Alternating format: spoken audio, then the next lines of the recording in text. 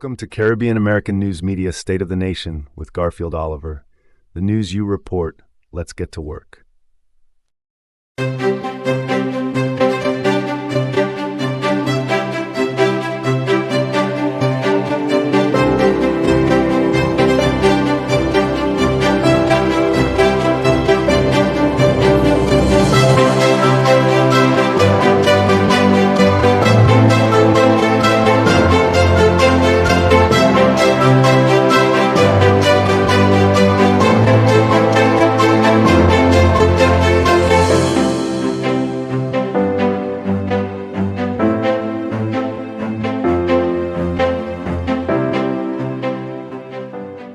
Welcome to Caribbean American News Media State of the Nation with Garfield Oliver. The news you report. Let's get to work.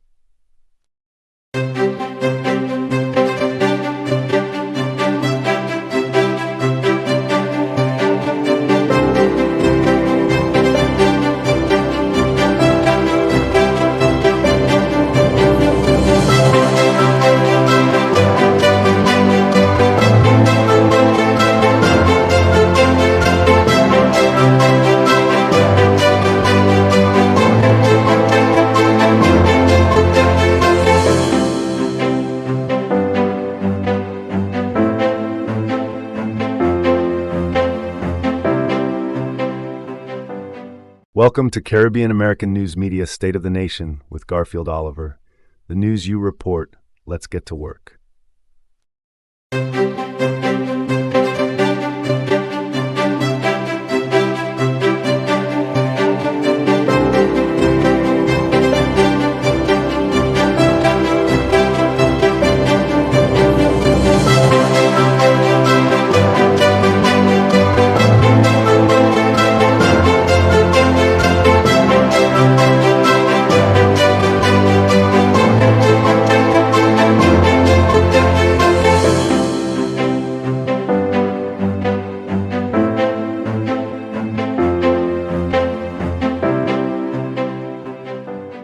Welcome to Caribbean American News Media State of the Nation with Garfield Oliver. The news you report. Let's get to work.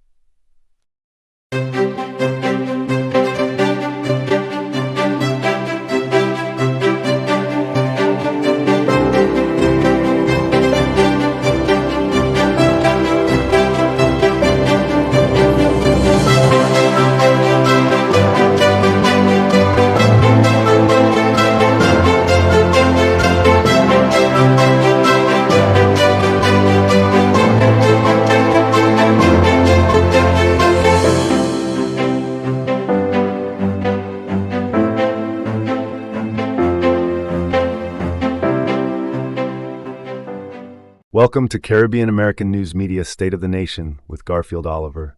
The news you report. Let's get to work. Special good night to all our viewers. Welcome to Caribbean American News Media Platform, Caribbean American News Media Platform. Folks, it is good to have you here with us on a Sunday night. This is a special report, and so we want to thank you very much for being here with us tonight. Please share the live and tag a friend as you join the platform. But I want to greet everyone. Happy New Year to all our viewers. Folks, we are getting to work. We're heading straight to work now. We have no time for delay or to play games. We have a lot that we got to get into at this time. So I want to wish everyone a beautiful and a prosperous 2025. Folks, there have been a number of developments out there in the news, not only in St. Lucia, but in Trinidad and Tobago and other parts of the world. And so we are going to be looking at some developments in St. Lucia, and then we will head over to Trinidad and Tobago, and then go there into the island of St. Lucia. To be more precise, we are looking at Castries, St. Lucia. But greetings, friends. Thank you for sharing the platform. Please share the live, tag a friend, and look at your page. If you have not shared the program at this time, I think it's time that you press that share button, invite your friends. And for those of you who are viewing on our YouTube channel, we want to welcome you to the platform. All right. We are upgrading our system as we speak. Presently, we are operating on a very unique system now, much bigger and better. We're gearing up for the election campaign that is due constitutionally, I believe, in the year 2026, but can be called in 2025. We are also monitoring the election process there in St. Vincent and the Grenadines, which will be later down in this year. And also we are having reports of Prime Minister of Trinidad and Tobago, Riley, who has decided that he will not be continuing as Prime Minister. He is going to step down from that post, and we're going to take you right there in the news. But please share the live and tag a friend. It's good to be here with you on a beautiful Sunday evening. It is 7:27 in our studio, and I know it's another time and another place where you are. I decided to take some time off to be with you tonight, and we will see how we can get back on the air on Tuesday. And if there is no planned program for Monday, we will try to give you another program. So this week we're looking at three special programs of Caribbean American News Media Platform. Share the live and tag a friend. We have there is someone that I will be linking up with in Castries, St. Lucia, concerning some developments with the CDC building and a deceased Mr. Maynard, Lincoln Maynard, who we are having some issues there now with housing. And we have some news coming out of his death from the the hospital in St. Lucia. And so we're going to get right to work, folks. Please share the live, tag a friend, and away we go. Let's get to work. All right, folks, so greetings to all. I'm Garfield Oliver here with you. As I said, we're upgrading our system, and right where I'm sitting at, it is looking very beautiful from my end. A lot of changes, a lot of some system stuff came in today, and we are upgrading. We are getting this system stronger and better so that we can bring to you these breaking developments and gear up for the 2025-26 general elections, both in St. Vincent and also St. Lucia. I know you're saying that I'm repeating myself, but I'm doing that so that we can delay, so that more individuals can come in to the platform. All right, so let's get straight there now. Now, most of you would have been would have read the news concerning the Trinidad news, rather, where Prime Minister Rowley stepped down as PM, and that is before the general election. He is stepping down, and remember, this was the same Mr. Prime Minister Riley who called the opposition leader of St. Lucia Tropical Trump. Now, two things have happened here. Mr. Shastney is not Tropical Trump. Mr. Riley is, because he had to step down, because he was not listening to the people. He was not listening to the opposition. He was not listening to the people of Trinidad and Tobago. And now he is officially, friends, Tropical Trump. And sadly, folks, the death toll there in Trinidad has surpassed 500.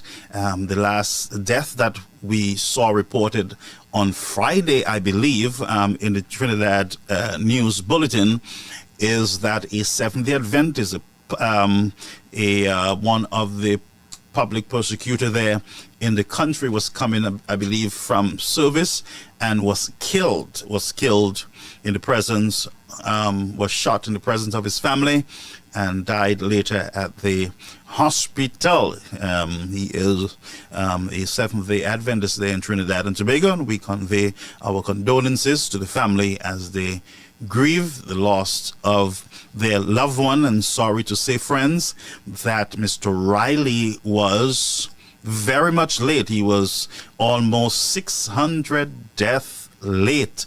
Almost 600 deaths late in calling a state of emergency in the country. And where did we see that? We see prime ministers of other countries, in particular St. Lucia, who are playing around with power, not realizing that they too can become Tropical Trump. Tropical Trump. Yes, friends, this is, and I present to you the next Tropical Trump. So we just clarified that Mr. Shastney is not Tropical Trump. That's over to you, Trinidad and Tobago. But we continue to pray for our brothers and our sisters over there in Trinidad, and we look forward to, a more stable Trinidad and Tobago as you guys go into your elections. The former police commissioner did an excellent job, Mr. Gary, in trying to control the crime rate there in that country. And we see in here it is 625 dead people. And then at the end of the year, after all these deaths, then he calls a state of emergency, friends. And guess what? As soon as that state of emergency was called, to date, 126 individuals have been arrested since the start of the state of emergency. The state of emergency. And what I'm saying, friends, is that he's late. He's late. He's very late on the state of emergency. So, according to my viewers, good radiance, Mr. Riley, Tropical Trump. Over to you again, sir. All right, so Sarah is saying, Joseph, Pastor Garfield, can you give a big shout out to your regular listeners of Black Bay, Mr. and Mrs. Hardin, please, and Happy New Year to you. Good, so greetings to my viewers, regular viewers. Yes, I'm hearing here from Joseph, regular viewer listening there. Black Bay, where's Black Bay? Black Bay, greetings to you, Mr. and Mrs. Harding. Greetings to your family there. Happy New Year to you from us here at Caribbean American News Media Platform. And to Mr. Sotter over in Denry and all those regular viewers, and even our guests, our visitors, we want to welcome you to this platform. All are welcome over here on Caribbean American News. All right, so yes, so we on Friday we saw some alert. Now I was in school when Now, once I'm in school, I do not get calls. I do not have my device because I am dealing with children. And so I,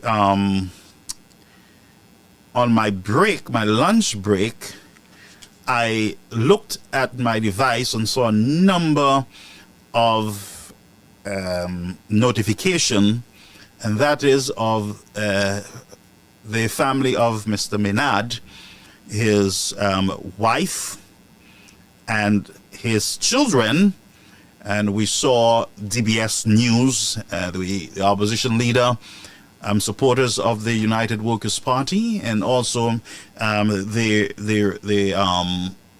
rep, I believe, Central Castries, the upcoming rep, and that is Mr. Rush, having an interview with also the former mayor of Castries, Mr. Francis, trying to intervene and give some moral support to the Maynard family. Now, I honestly was not informed. I was very much uninformed with what was happening until I started digging overnight and digging. And then I realized that we have a problem. We have a problem that we got to discuss, we got to deal with. And that is the whole idea of our hospitals and housing in especially the CDC. And I would love to hear from former residents of the CDC or present residents of the CDC. I would really want to hear what is going on with that place. Do you feel bullied? Do you feel that, you're just there, you're not sure, what is really happening in that place? Now, let's go to a release from the opposition leader, Mr. Chasney, as I said, Mr. former mayor of Castries, Mr. Francis, and also Rush Clark, the candidate, approved candidate of the United Workers' Party. Let's go over to this clip and listen.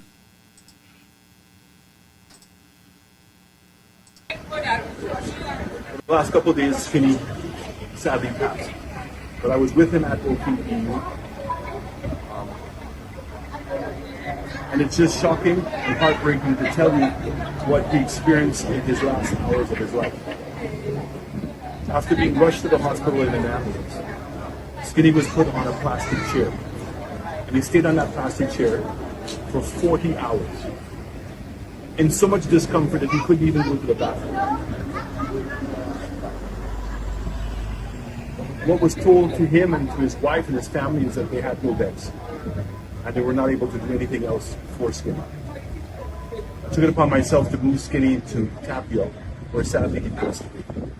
I have to tell you that what angered me the most was the indignity in which he was treated at the hospital. But at no point did I ever believe that what was being done to him was political. I felt it was mismanagement. I felt there was a lack of priority because they had other patients that were suffering the same way. But this morning, what has taken place has made me reopen my mind to what transpired. Because this morning, housing came in and put a padlock on Skinny's home. He has not even been buried. His wife was in the house at the time, sleeping, and they locked both doors. So it's only when a friend called her and that she realized that she was locked in that they called back to get them to reopen the door. This is a further indication that this government does not know how to treat its citizens. This is an indignity to him and to his family of the worst kind. And this is coming from a minister who has said he's going to hold nothing back on political vindictiveness. I have to ask the question. The recent appointment of a CEO at OKEU that was a former minister of the SLP government. Was there anything deliberate in what happened to Skinny at the hospital? I don't know, but I have to ask the question. I'm asking all of us. It's early in the year. We cannot allow this kind of treatment to be put out against, vested against citizens of this country. Whether it's for political reasons, personal reasons, or whatever, cannot allow a government authority to be used in this manner against a citizen of the country. And we all must lend our voices. Skinny is gone, but he has a family. The family has a right to access of the apartment. We, United Workers Party, we stand in solidarity with Skinny. We stand in solidarity against the level of indignity and disrespect that is being put out, touted out, vested out to the people of this country. And we will say we are going to right the wrong, and I'm hoping you're going to join us and your voices when we come out to protest this level of treatment. Thank you. Right, that was the opposition leader there, Mr. Alan Chastney. He's asking a number of questions. Questions such as, is this victimization? All right, after this press conference, we saw right away a release from the government agency, I believe, that has the responsibility of managing the CDC, that is the NHC, I believe that is the NHC. The minister responsible for this ministry or this unit, it is Mr. Richard Frederick, who caucuses with the St. Lucia Labour Party. He is an SLP government minister there, responsible for housing in the country. So let us go over to a release from a press release from the NHC, and it reads, press release. We see no date or anything. Maybe it was cut out by us, but let's just read this press release. And it is, the St. Lucia National Housing Corporation has received several reports of misinformation related to the housing unit previously occupied by Mr. Lincoln Skinny Maynard, who unfortunately passed away at the OKEU hospital recently. The NHC first wishes to express our condolences to the family of the late Lincoln Maynard. For clarification, Clause 5.1 requires the person who is leasing the residential unit to declare the members of his household. And Clause 14.2.1 of the lease agreement states that agreement shall automatically terminate upon the death of the leaseholder. The surviving adult members of the household who may be occupying the unit at the time of death may enter into a new lease agreement with the corporation if they do qualify.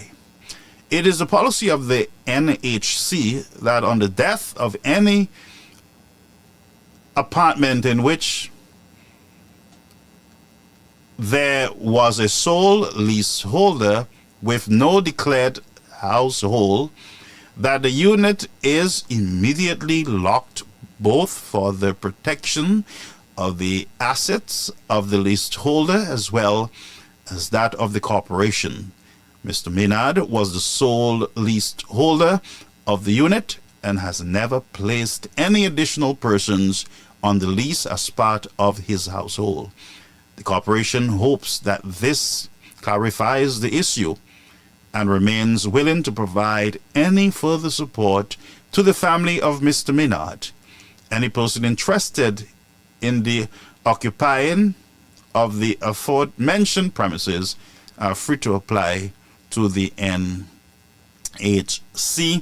And let's just look at some of the issues, and then we'll go over to Mr. Frederick, and then we will bring on someone who were involved in the process. They're going to speak with us tonight. Please share the live and tag a friend. The number is 99-586-1821. That we will have you on the air if you wish to call in at any time. That's after our guest.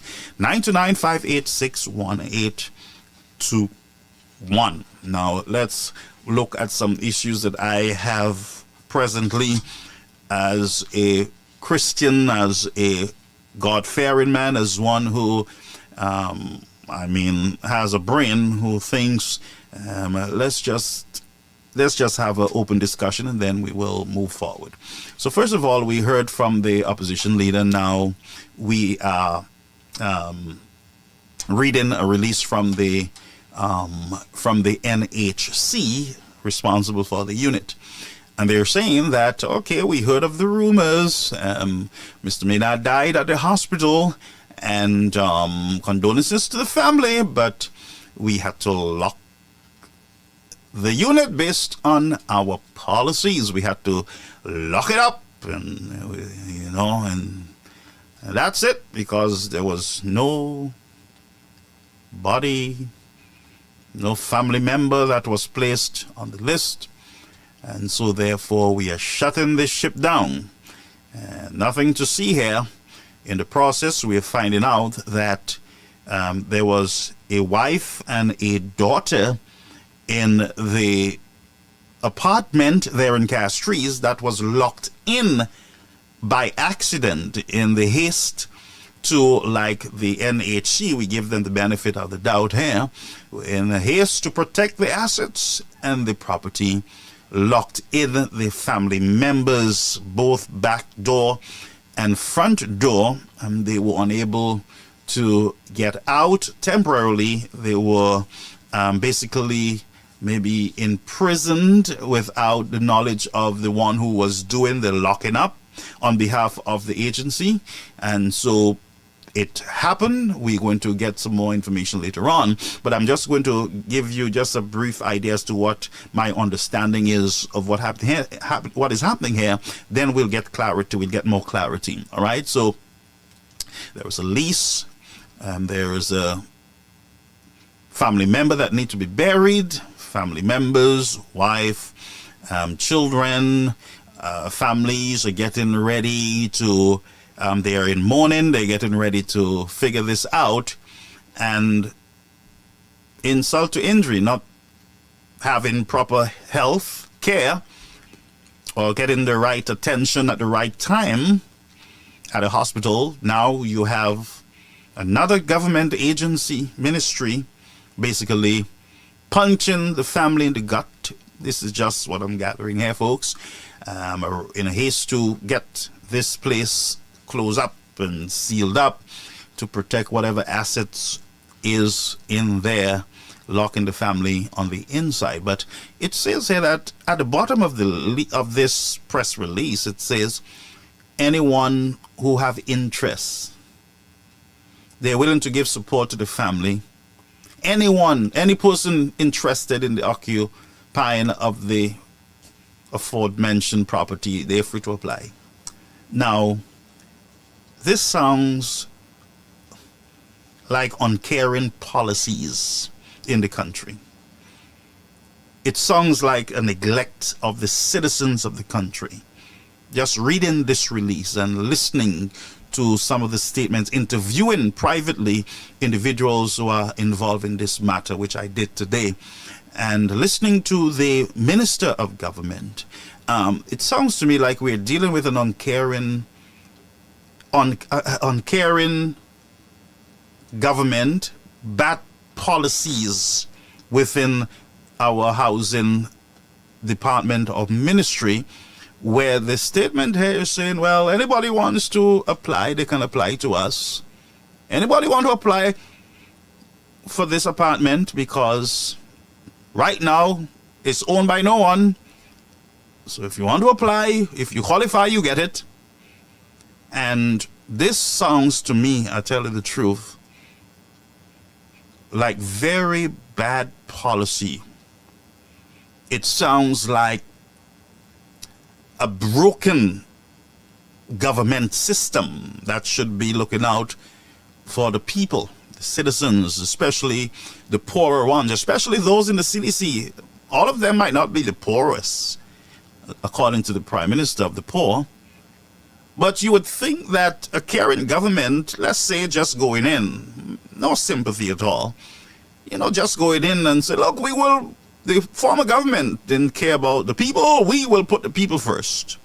And here was an opportunity. If you met policies for housing, especially when it comes to the CDC, that you thought would have been a problem, a burden to the citizen, you would have thought that before now, that with the government would have rushed to their parliament and have a better housing policy for the citizens of the country, especially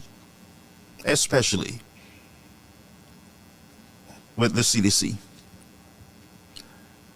But listen, and let me just paint a scenario here before we go forward. A father is renting one of the CDC buildings. He has a daughter or a son.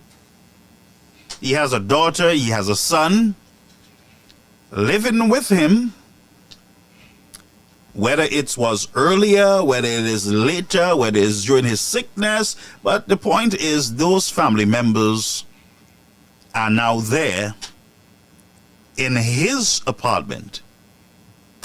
So he gets sick, ends up at a hospital and die.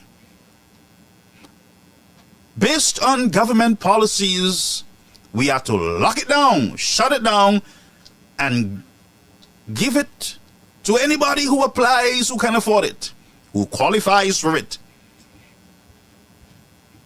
So if the children, the cousin, the mother, the wife, the children wants the apartment, then they apply just like anybody else, and if they qualify, then they get it.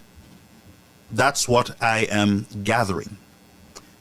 Now you would think that the policy would go like this: because you are related to Mr. Maynard, you are his son, you are his daughter, you are his wife, whether it is the present wife, the former wife, or whether, the wife made back with the husband, they were not together. I'm just putting a whole set of scenarios together. You would think that a caring government would have changed the policy to say that because daddy was the least holder on the property, then because you, the children, were there with him in that apartment, either helping him during his sickness, that we in our policy will give you the opportunity to take over the lease if it's your desire to continue living there. What we saw was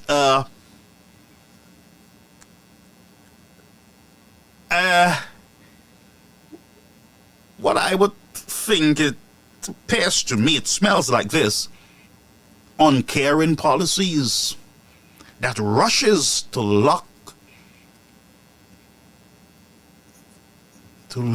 the family out. I knocked once, I knocked twice, nobody was there, so I lock it down. So you think that the policies would also say, well, we will call the family in, have a conversation with them, and we will give them time to grieve, and then after the grieving process, then we will sit with them and discuss, and we would see whether they're going to continue with the apartment so that we can rewrite the lease, or we can transfer the lease to the family. You think you would hear caring policies like that? And don't tell me the United Workers' Party government was there that did not do anything. I don't want to hear that. I want to hear what you told the citizens that the United Workers' Party were not doing that you would do. But so this is not a point after almost going to the last part of your journey as a government that you would say to us, they were there, they didn't do it. And you are there and you have not done it. Instead, what we have seen under your administration is you locking out a family while they're grieving. So it means that the policies have not been changed. Huh? But let's listen a minute before I bring on my guest. And I don't understand the NIC release here, honestly. That's just the truth. I would have loved for them to have a sit down with the family after the family have buried their loved one, they have finalized formal arrangement and everything else. I would think that then they would intervene.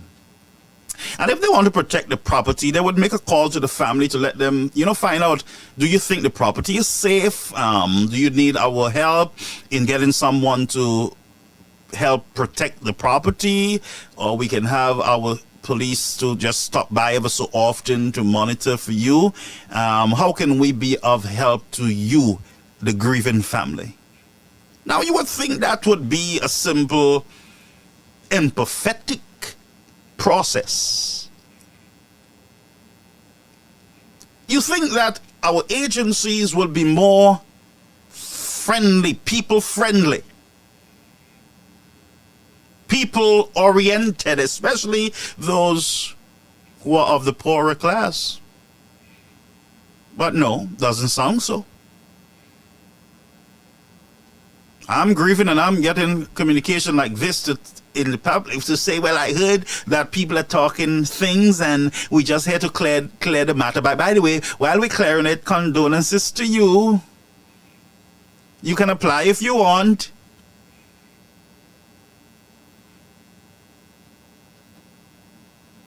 This is what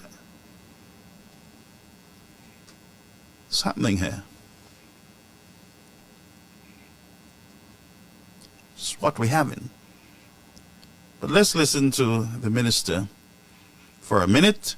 I know some of you don't want me to play it, but this is a news platform, and we're going to give him, the opportunity. We cannot just talk about, he's responsible for the housing, for the NHC, so we're going to talk about Mr. Frederick. He's a government minister. He is responsible for that ministry. So for people to say, well, you can't touch Mr. Frederick, don't talk about him. Well, if you don't want us to talk about him, tell him to leave politics. Become a tropical Trump like Rowley in Trinidad. If you don't want nobody to talk about you, policies, your stewardship, what I will not do here is to besmirch you or call you out of your name or spread rumors or just go on a campaign of disrespect. That I cannot do. My Christian values will not allow me to just beat Mr. Frederick down, but he has to account tonight. And he got to account tomorrow. And he got to account the day after tomorrow. And the day after the after, he must account to the citizens of the country. And with a free press, he has to clarify things to us, the people. So I was just trying to say to you, who are saying that we cannot talk about Mr. Frederick, I will say to you, you need to get out of here, because you are making absolutely no sense at all. We are dealing with a politician. We are dealing with a minister responsible for housing. He's responsible for housing policies, both him and the Prime Minister of St. Lucia. So where housing policies are lacking, Mr. Frederick has to account. The Prime Minister got to account. Yeah? In this matter, the skinny matter and the developing drama, this minister, Frederick, got to clarify, make plain, account. Period. If he don't want to account, he needs to leave the Ministry of Housing alone and become a private citizen. Then he shall be left alone. But I don't encourage people to spread rumors and try to besmirch the minister. No, we're here to call him to account, to give a reasoning of his service. So let's listen to him for a minute.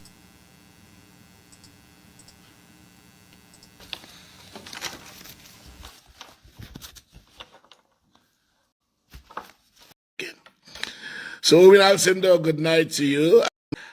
He now says, let's roll, of the United Workers' Party. And we do it, and we do it well. You know that, Albert Fridges. And next Thursday, I also want to take the opportunity.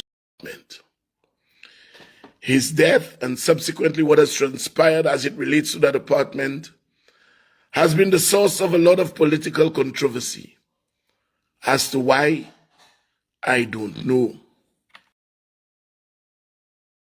Okay, just bear with me. So the minister, I cut most of the intros and the greetings because this is not a platform for that. I'm not giving any SLP platform to greet anyone or to do whatever they're doing. No, we're dealing with the facts. We're dealing with government business, period.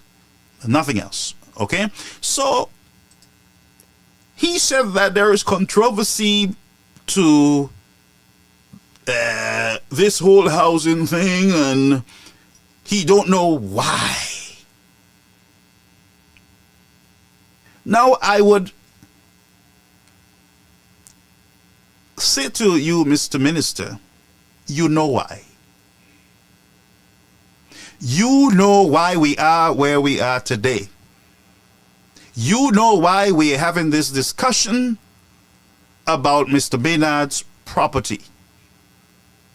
So don't say you don't know why there is political discussion around a government agency and a government housing project. You know why we're here. So don't say to the country that you don't know why there is the political rhetoric.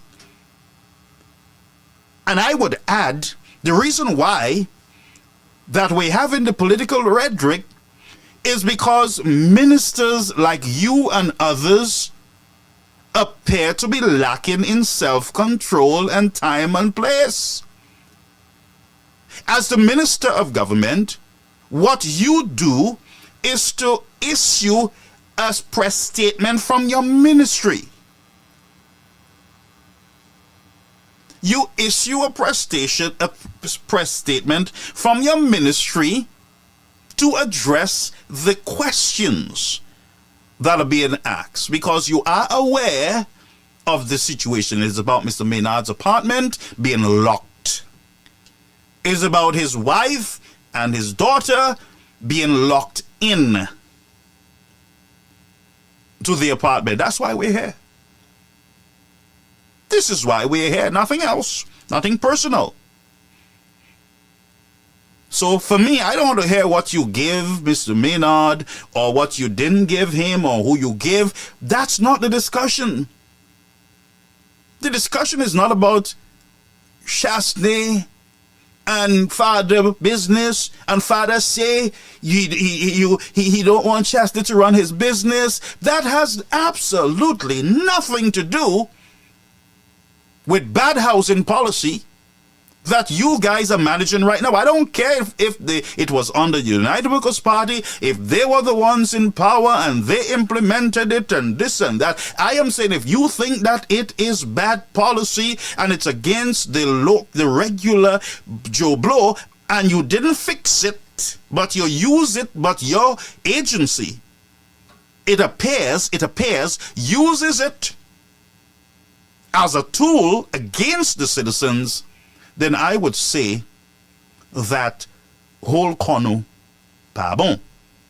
But I'm going to allow the minister. Remember, we are dealing with Mr. Frederick as the housing minister, not as a ghetto chief, not as a pastor, not as a lawyer, not as the prime minister.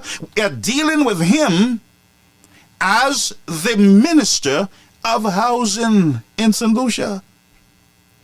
And that's where we're going to leave it. We're going to leave it there.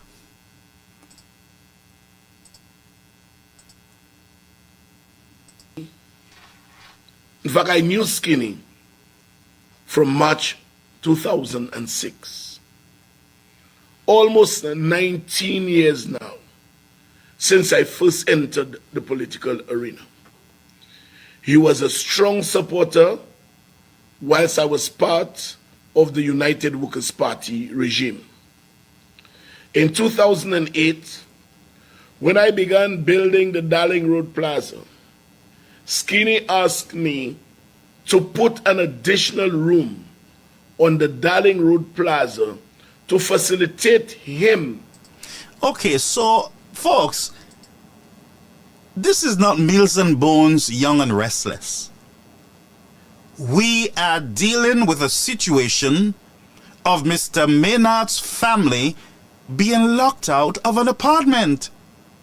I do not want to know, and the citizens don't want to know, whether you give him ice cream or whipped cream, or you added a doghouse or a fowl cub, or you added a whatever you added. We do not want, because the whole thing too, it smells. And if we are just adding stuff to buildings to accommodate those who vote for us, then you are exposing something bigger also. So the more you speak on this platform, it is the more I am seeing certain things within our politics that need to be fixed. 1, the medical system. 2, housing. And 3, we got to look at campaign finance. We got to look at what politicians do in the name of their friends. Because if you are saying, I don't care whether you did it on the UWP or SLP, and yes, you helped, but I am saying this is wrong. There must be reform in our government system. And I would warn citizens, be careful which politician you take things from and how you take it from them, because it depends on the politician temperament and his ability to control himself. He can throw you straight under the bus publicly. He or she, and it's time for us to empower the people so that they can go out and work with their hands for what they need. Politicians need to set the agenda and set the environment so that people can work for what they want. So there's a whole set of drama coming out of Mr. Skinny's death. It is exposing a whole lot of defects in our system of government. So now minister is saying that he went and added a building, a piece of something specifically for Skinny. Sounds like something good. But presently my question is, how many pieces of building that are being added to pieces of building for our friends, comrades, and relatives? So while we are accusing one government of friends, family, and foe, now I am hearing something much bigger.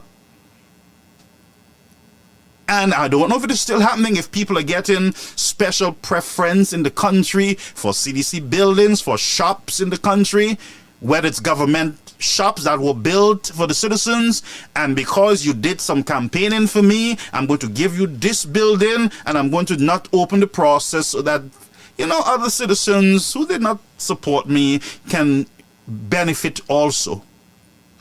So a whole set of problems is coming out of this situation. It is what you call the mouth open and all hell break loose.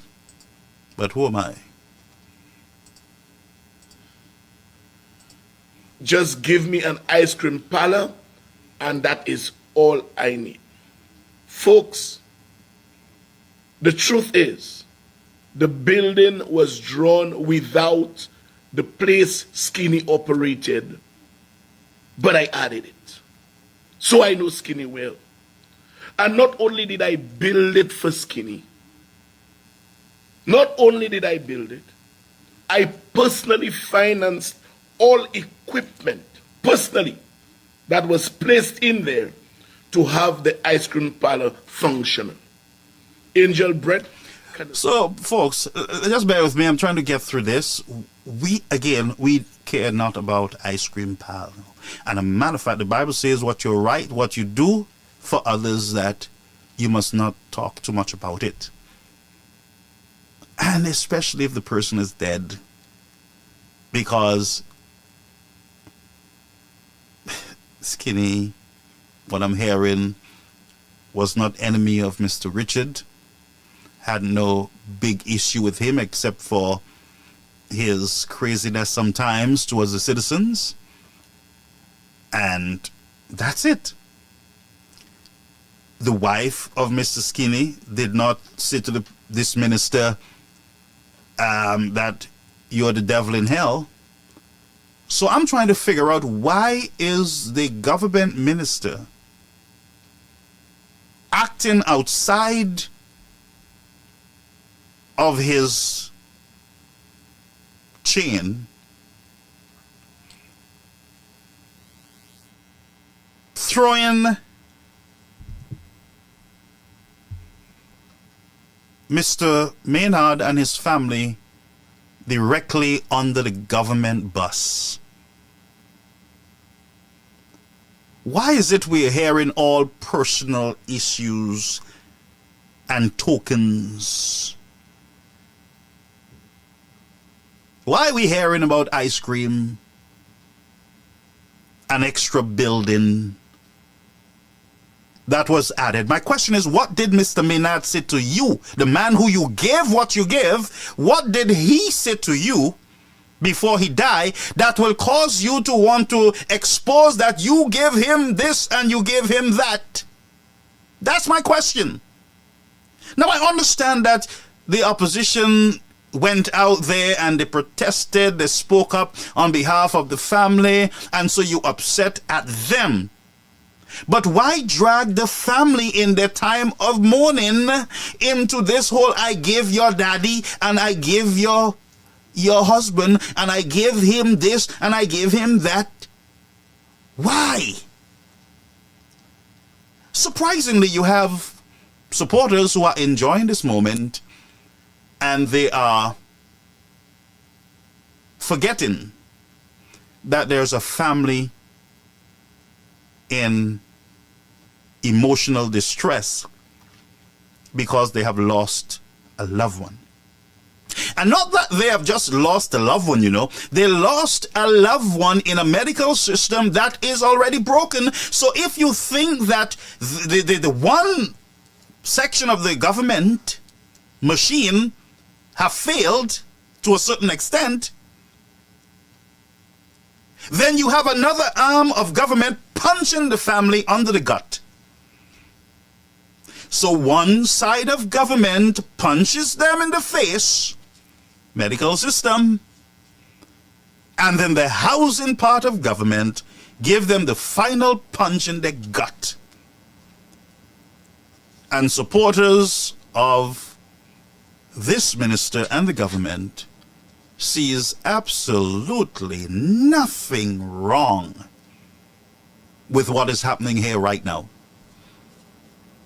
And I would ask both sides to take it easy. Let's allow the family to mourn. Take it easy. Let them bury their loved one. Take it easy. They're burying a man who stands strong, who stood strong with his party. One who would sacrifice himself his time means an effort. For this party, take it easy, hold your brakes, pull it up, so that the family can grieve from the first punch, and they can grieve now from the second punch. And all that happens from government agencies. So, very sad discussion that we're having. I understand the opposition leader and his team went there because the family was locked in. Of course, I would get very emotional if I know the man is dead. Why is his wife, the person who was taking care of him at his last moment, and his child being locked into a government property, house that their father was living in? Why would they be locked into that? I would have been in the press. I would have been there standing if I was in the country too. I would have been demanding questions. But this does not give the Minister of Housing right to go and maperize, basically in a very professional way, I must say, to say to you, look what I did for him, you all should shut your mouth, basically, and sing me some praise of lullabies. Because, oh, you guys have no thanks to me, for I did so much for your loving father. But, you know, he never had a problem with me. But may I add that, as far as I'm gathering based on my analysis of the paralysis, is that I don't think the family had a problem with you, sir. The family just wanted to know why they were locked in and what can be done to avoid them being locked in. And the last time I heard that the family was not owing anything, and if they ran ahead and they paid up everything, that was a beautiful thing. It means that they would have had a zero balance. Whether they paid it up, yes, a day before, a week before, a night before, there is a zero balance, I am sure. I'm sure. So why draw the family in a fight between you, sir, and the Honorable Alan Chasney?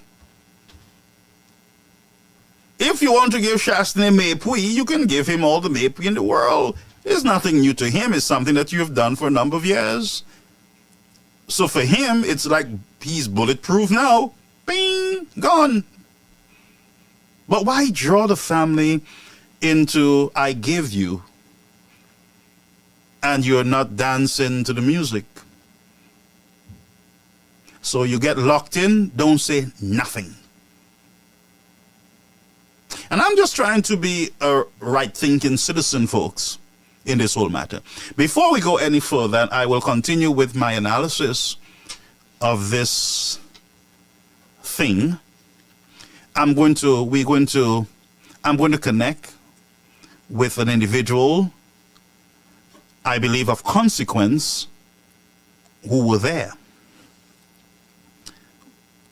and would be able to give us an update, shed a live and tag a friend, as we bring on through our WhatsApp platform.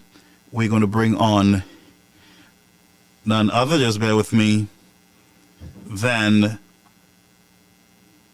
the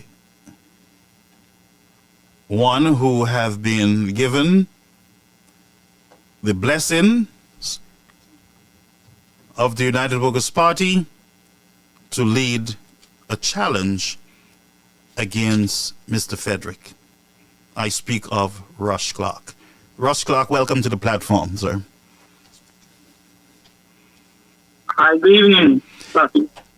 Good evening to you, sir. Welcome to the platform. I'm happy that I was able to connect with you at this time. We are discussing the whole situation there at the CDC in Castries with the Maynard's family being locked in. And I know that you were on the scene with the family. You were there giving them the support with others. And we would like to hear directly from you. But Happy New Year to you, sir. Welcome to the platform. It's a pleasure to be on the platform. Regarding the circumstances, it's one that is very saddening. And yes, I was there during the event. As we speak, it's one that I share deeply with the family, and it's so sad that, again, in this time of grief that the family is going through, this time where they need to be mourning for them to be experiencing such back and forth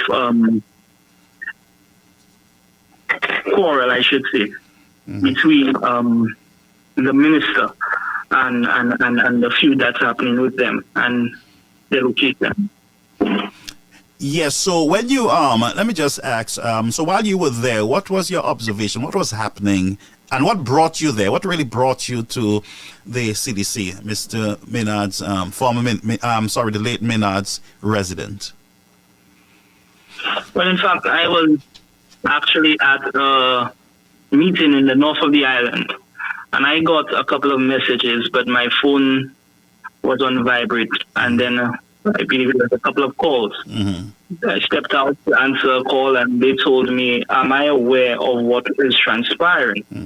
They indicated to me that Mr. Maynard's wife that stays in the CDC is locked in her apartment. So I said, I actually thought I thought that this was kidding. And then they tell me, no, Mr. Clark, I'm serious about it. She's locked out in the apartment. They locked her in the apartment, in fact. And I was like, okay, what is the reasoning for that?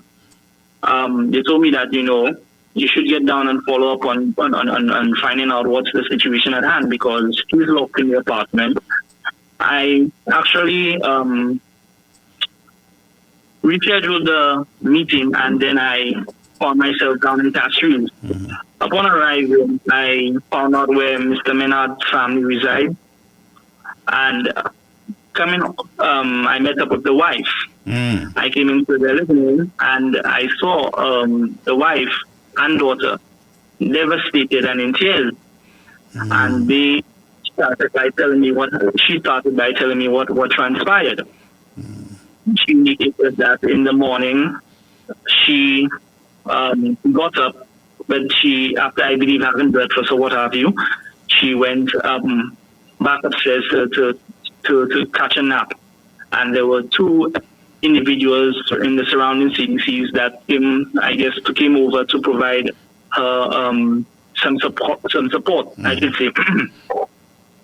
And they shouted her and woke her up as well, letting her know that is she aware that she's locked in within the apartment, both her front and back entrance is locked. When she told me of the situation, I'm looking at the lady, she's devastated and crying. She then came and told me that they had to seek a gentleman to unlock remove the padlock on the door. So this was the caretaker of the property? That's right. The caretaker of the property at the time. And upon him removing it, apparently there was a line of communication between her and the gentleman. She first, again, insisted, why is this happening, what have you? And then she had a line of communication with the gentleman. His instructions at that point in time would have told her to, I believe, go to the Ministry of Housing to seek some form of assistance or address the matter at hand. And again, she told me when she arrived there, she apparently met up with the minister. Oh, so she was advised to go to the Ministry of Housing.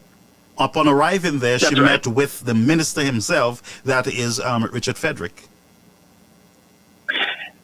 And upon meeting, I guess, the minister to follow up on the situation at hand, she came back and she was in tears.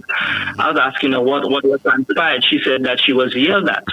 What what occurred is that when, I guess, bringing the situation up front, what she indicated, that the minister indicated that there's all of you all, when you lose a relative, you come back and all of you all, when someone's died, it's like everybody now wants to claim the situation, claim the apartment, what have you.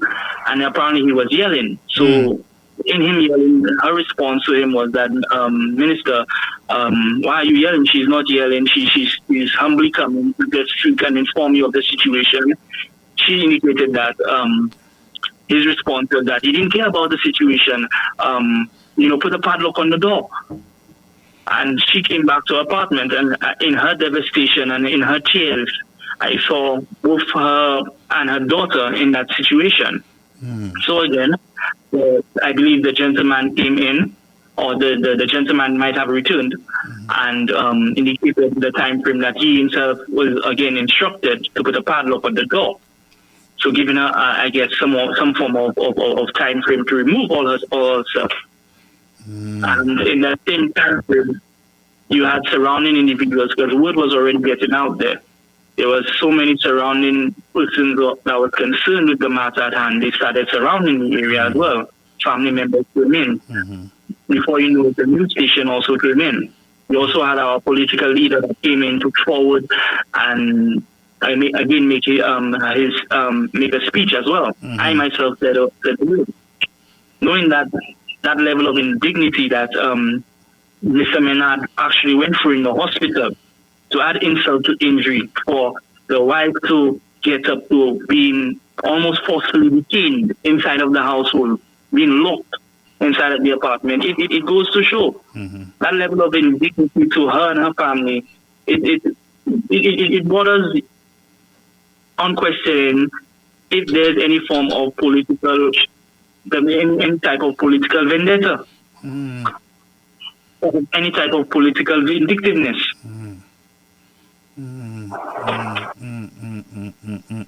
So she was allowed to go back to the apartment to get her stuff, personal, whatever she needs, before the apartment was locked again. Now she was verbally abused, basically being shouted at by the Minister of Housing, and so she goes back to the apartment. The caretaker from the NHC comes to inform her that he got to lock this place down again. Yes, because even when she left, she also informed that I believe it was her daughter that stayed, because they were still so frightened she, for one, was so frightened that if she left, nobody would be there and she would come back and find the place locked. So her daughter stayed back and what have you. Even then, when I believe it was the news station, when they went upstairs, they recorded, they saw the rooms of the past Mr. Menard, Skinny, and they also saw the room that the daughter herself resided in. So there was clear evidence again of more than one individual being present within the household that was residing within the apartment. And it goes to show you the lack of concern, the lack of consideration that is being brought to the fact that a man would pass on the 30th. Not even the death certificate, I believe, is probably even prepared as yet, or collected, I should say. For it to take roughly, I'm guessing, correct me if I'm wrong, 3 days. So you then wake up and then have the padlocks being placed on the door. Right. That's and again, I brought it bringing forward when I actually spoke with her. I did ask her on some key questions, some questions at hand. Was she given any form of letter, correspondence, at least something being brought to them to show that, hey, now this is the situation, you're being summoned to have a discussion, this being brought forward, In fact, he told me, no, nothing like that was presented to her. So could it be that the authorities are saying, look, we don't know you as being there, living there, and so the only person we know living in that apartment is Mr. Menard, so therefore We don't know you guys. Were they officially introduced as wife and children, relatives of the deceased?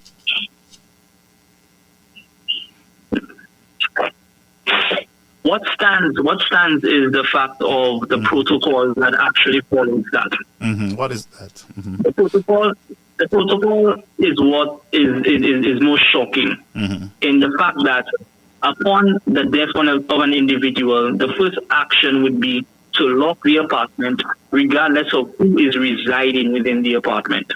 Who else is residing within the apartment, and lock the apartment and give them no form of grace period, I should say. And this boils down to the segue of courtesy and what is That's actually right. right. That's What is it right. that we actually can find ourselves committing to do? What is it that we can find ourselves legit and find and identify as being right? And To ensure that this follows a protocol. Right, because Mr. Clark, and you're right, it has a lot to do with empathy and caring government or agency, where, look, a man just passed, his family, they might have, they could have been family living there with him that are not listed. So let us do our investigations. Let's try to go reach out to whoever is there. Let's take a walk over there, see if there's anybody there. Let's ask questions.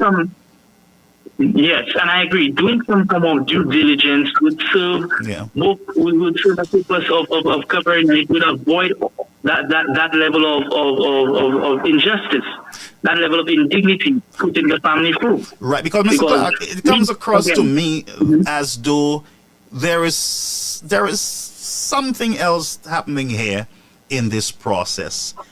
I'm trying to figure it out. And it sounds to me, based on what the Minister of Housing is saying, that he might have had something to do because he's in his office raising his voice at her. And before you know it, the whole idea of locking the apartment is being enforced again as soon as she gets back there. And I don't think the minister can say he don't know what is happening here. Somebody at the NHC got to give us more clarity, because this statement means nothing. It means nothing as far as I'm concerned. And as well, in having the discussion with the wife, when she was in the living room, devastated, and I'm telling you, she barely hold herself up, being supported by her daughter, being supported by the residing neighbors. I'm seeing the lady in tears, and the lady is devastated and feeling embarrassed in the way in which she was treated. To see that again, she realized that it does question whether or not the minister has a political vindictiveness towards the actions that he's taken. And I agree with you. It does raise that question. Wow.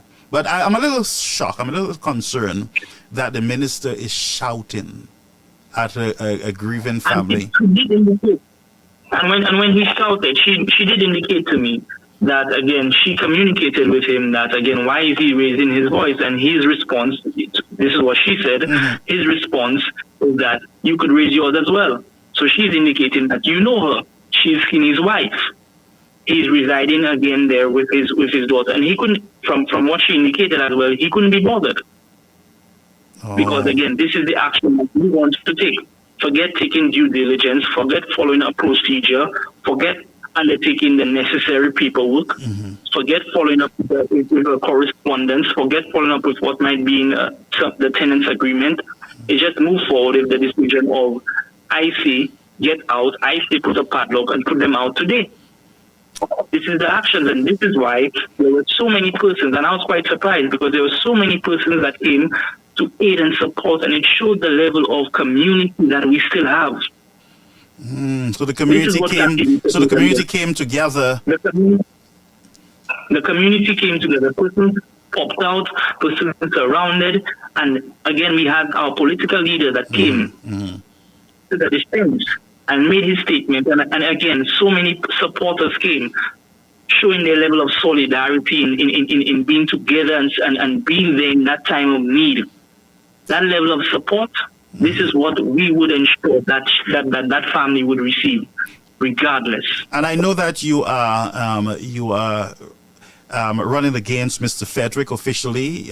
Your intention is to unseat him. And let me ask you concerning this whole CDC housing situation, and I'm sure this is not the only family being affected by these policies. I know the CDC area have always been a problem, an issue, where you have individuals who are living there, who are not living there, but they own CDC projects and they are renting to others. How do we fix some of the issues? What do you see as the problem? Do you see the problem there as one, lack of leadership, housing policies that need to be reviewed and replaced?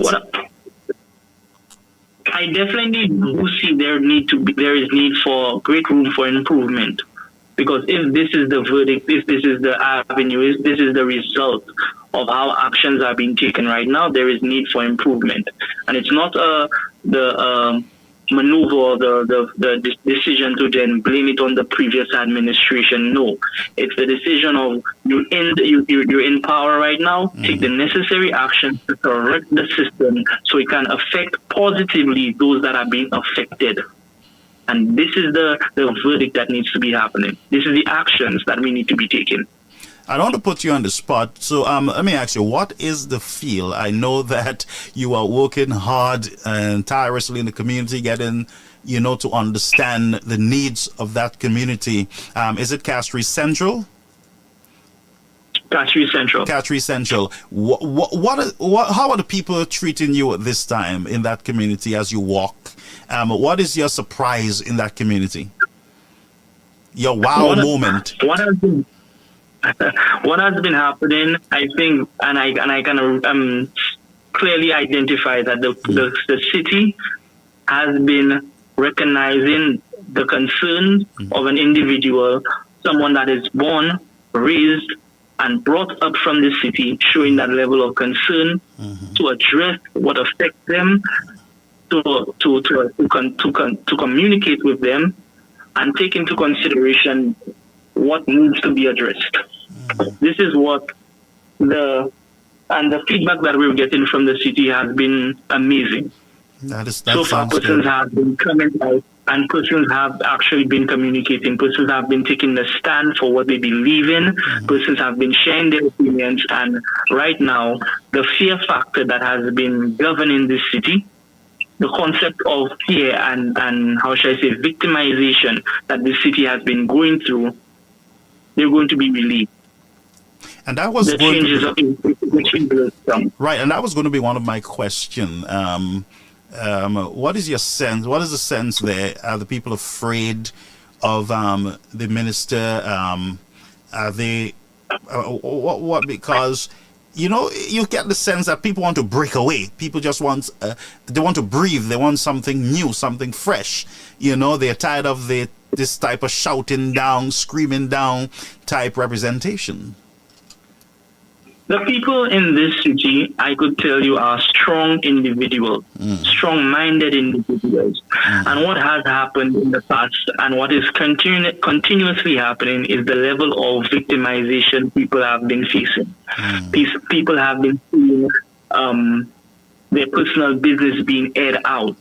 People have been seeing a minister utilizing any form of good deeds that is done just to bring it forward, to reproach, outline, seek praise, and be hailed, I should say. And they're seeing that as a practical scare tactic. And a lot of persons have been getting fed up and frustrated, I should say, with that level, that form of dictatorship. They're not standing for it. They should not stand for it. And united, we all should be moving forward in the direction of what benefits us all. We cannot be ruled by a dictator. We cannot be ruled by persons that are in power. We cannot be ruled by individuals that are in power that, like I indicated, that are going to be using a political platform just to suit their own agenda and then victimize individuals left, right, and center. Yeah, but Mr. Rush, Mr. Clark, I wish you all the best in your attempt to unseat Mr. Frederick and to reset the whole atmosphere there in Castries. I know that you can do it, and you have my blessings and my support moving forward. And thank you so much for taking my call. I look forward in speaking to you even more going forward. Thank you for your support to the family also. Appreciate. Pleasure is all mine, Mr. Jaffet. We'll catch up. Is there anything else you want to share with the folks before you leave? I just want everyone to know again, we are coming here to support. And I want the people within the city, again, to not be ruled or fearful of the level of dictatorship that they are receiving. Stand up for what they believe is right. And again, you have the support of individuals that are raised, born, and have been victims of the cruelty, the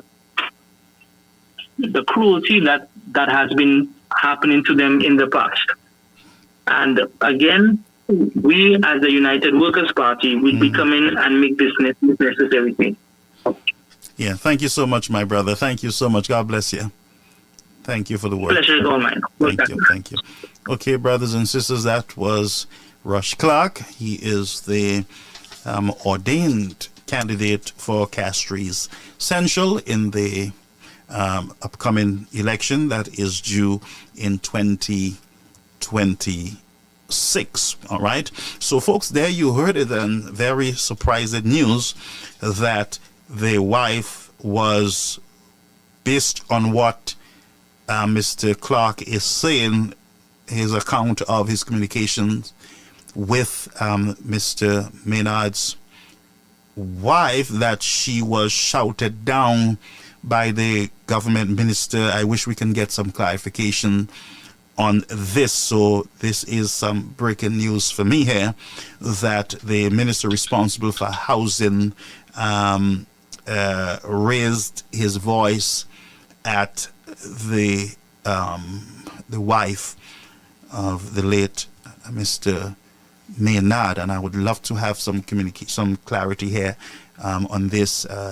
We will have to dig a little deeper and try to get a statement from this ministry first thing tomorrow, if we can, on this event, whether it took place or not. If that is the case, friends, that if it is true that this grieving woman was shouted down by the government minister, then I think we have every reason to remove Mr. Frederick at the next polls, remove him completely from the politics of St. Lucia. It means that he has no limit. If this is true, friends, if this is true, then it means that he is out of control and is not able to control himself. Because, if there is a grieving woman that comes into your office to get some clarity and to, just get things organized and to have a conversation, and what you do is to shout her down, that's not being professional, and that's not what we expect of government ministers, not at all. And I would not imagine, I cannot imagine that would happen to a St. Lucian, whether you're SLP or UWP.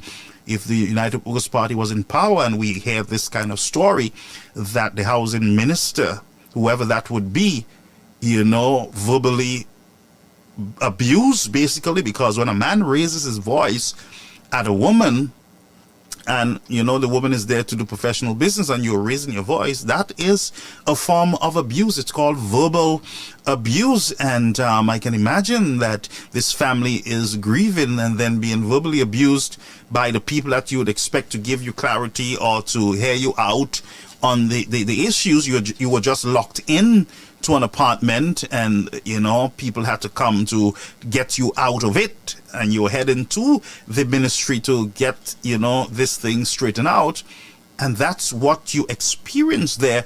I am calling on the Philip JP administration tonight. Caribbean American News is calling tonight on the Prime Minister of St. Lucia to clarify this report that we're hearing here.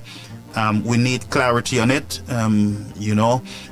We will stick on this, my friends. This verbal abuse type thing that we're hearing here again. We just got that report based on what Mr.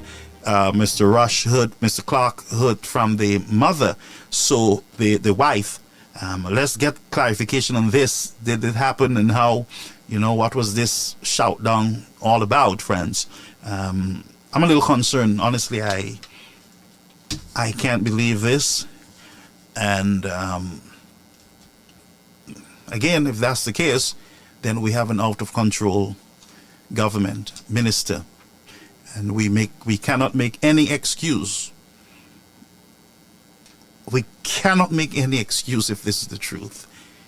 And I would love to hear from Mr. Maynard's wife myself. I wish I can interview her when she is okay to do so, so that we can clarify, we can get some more information on this experience. And like Mr. Clark was saying earlier, that it would be nice for the agency responsible for the housing to go over there, do some investigations, find out, because sometimes, you have people's circumstances change. People housing situation change. You sign a lease today and, family, your children move in either because they're back from school or they are divorced or they have an issue and so they move in with daddy, or daddy is sick and they decide to move in and to spend the rest of the time with daddy. And so people's housing situation change. So you have zero in the house, or it's you alone one, and then things change, it moves to 3 or to 2. The lease have already been signed, and the least the agency can do in this matter is to go there to confirm that there's nobody else, that there no other family member staying there with him. And the other thing that the housing authority should be able to do is to say, look, we are going to give the family, any family that were there before he died in the place, children, wife, and they would want to take over the lease. We are more than willing to work along in ensuring that you remain in the house, that the memory continues, that you could still be here. You don't have to be put out or locked out on the street. This is inhumane, and I don't care what policy you tell me. You can tell me, oh, it's your policy. There's a whole lot of policy that you guys don't follow anyway.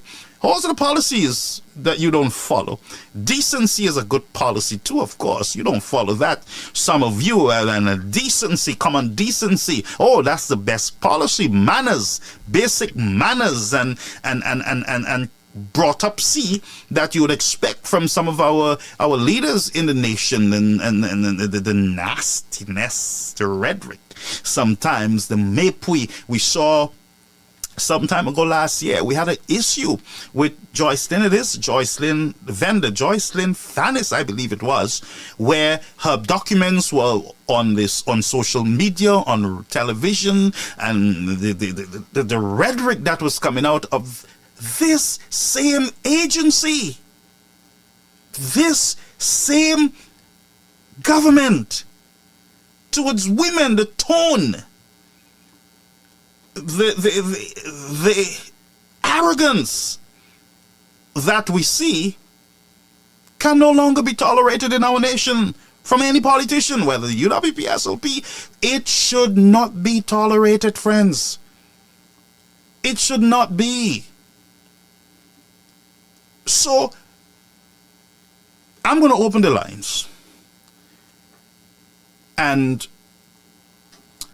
the number 929-586-1821. Please let us stick to the discussion. If you're going to call, let us not besmirch anyone. Let us not get out of line in our discussion. But let's have a discussion, friends, on housing policies, the hospital. I was speaking to a friend of mine today, and he said, well, Shasney didn't do nothing to help Maynard.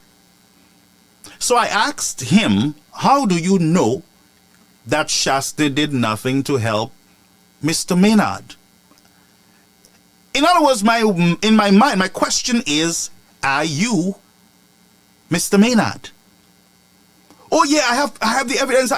How do you know that Mr. Shastner did not help Mr. Maynard? A matter of fact, what I heard from Mr. Shastner is that when he realized the situation at the hospital, he took Mr. Maynard from one hospital to a private hospital for care.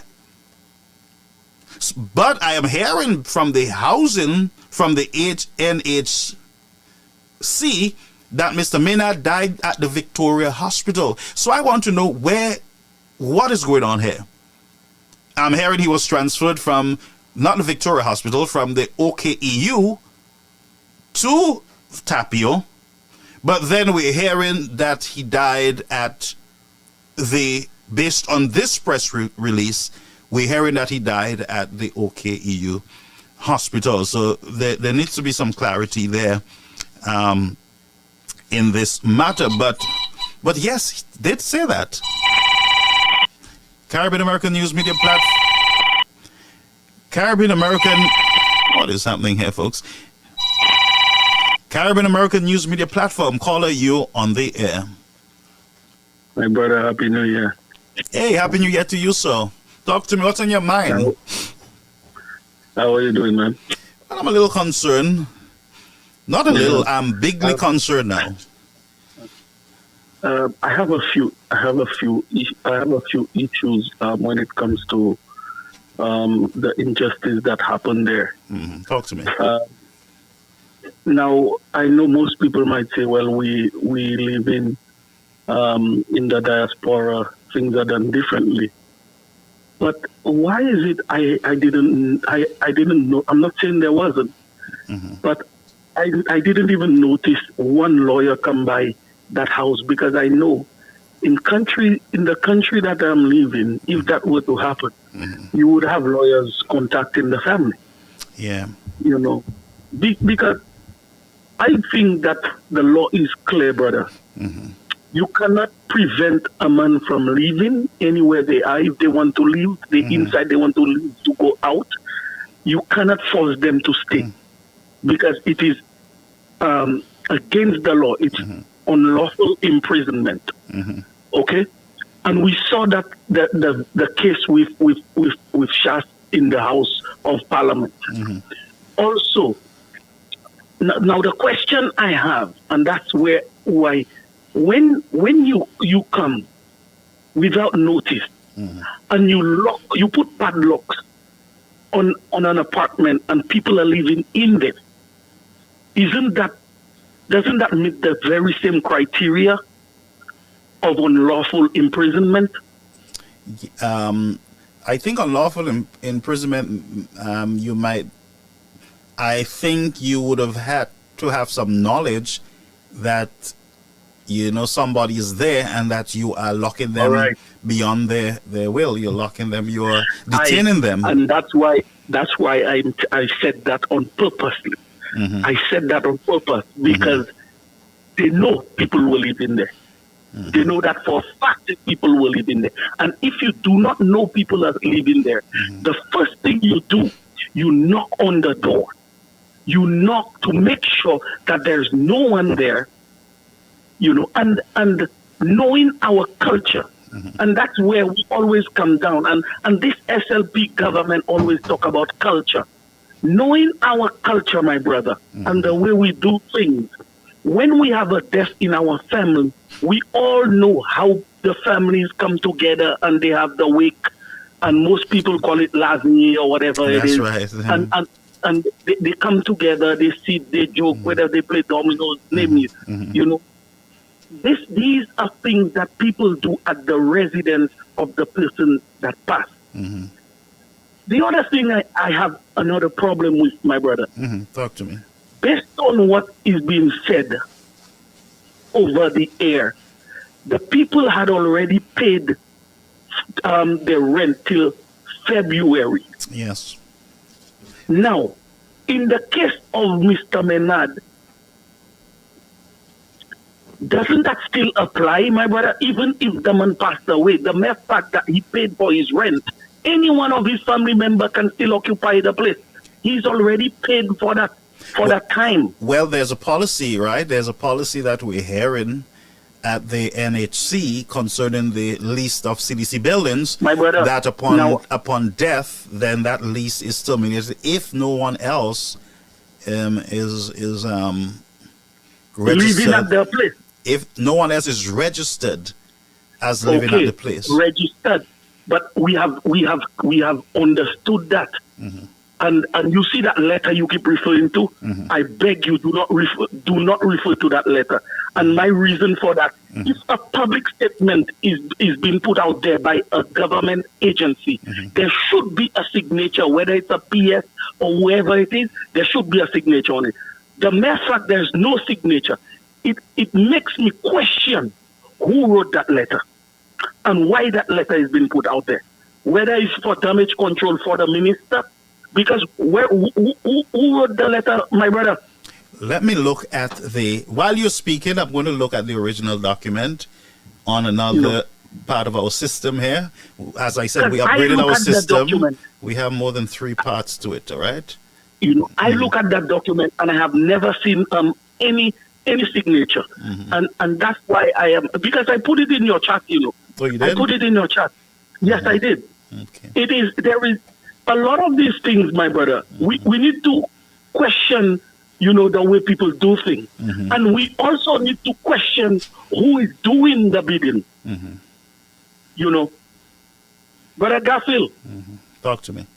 It doesn't matter if you put lipstick on a pig, you dress it nicely, it will still remain a pig. A cochon, oui. The minister is well known for that type of behavior, my brother. This is nothing new.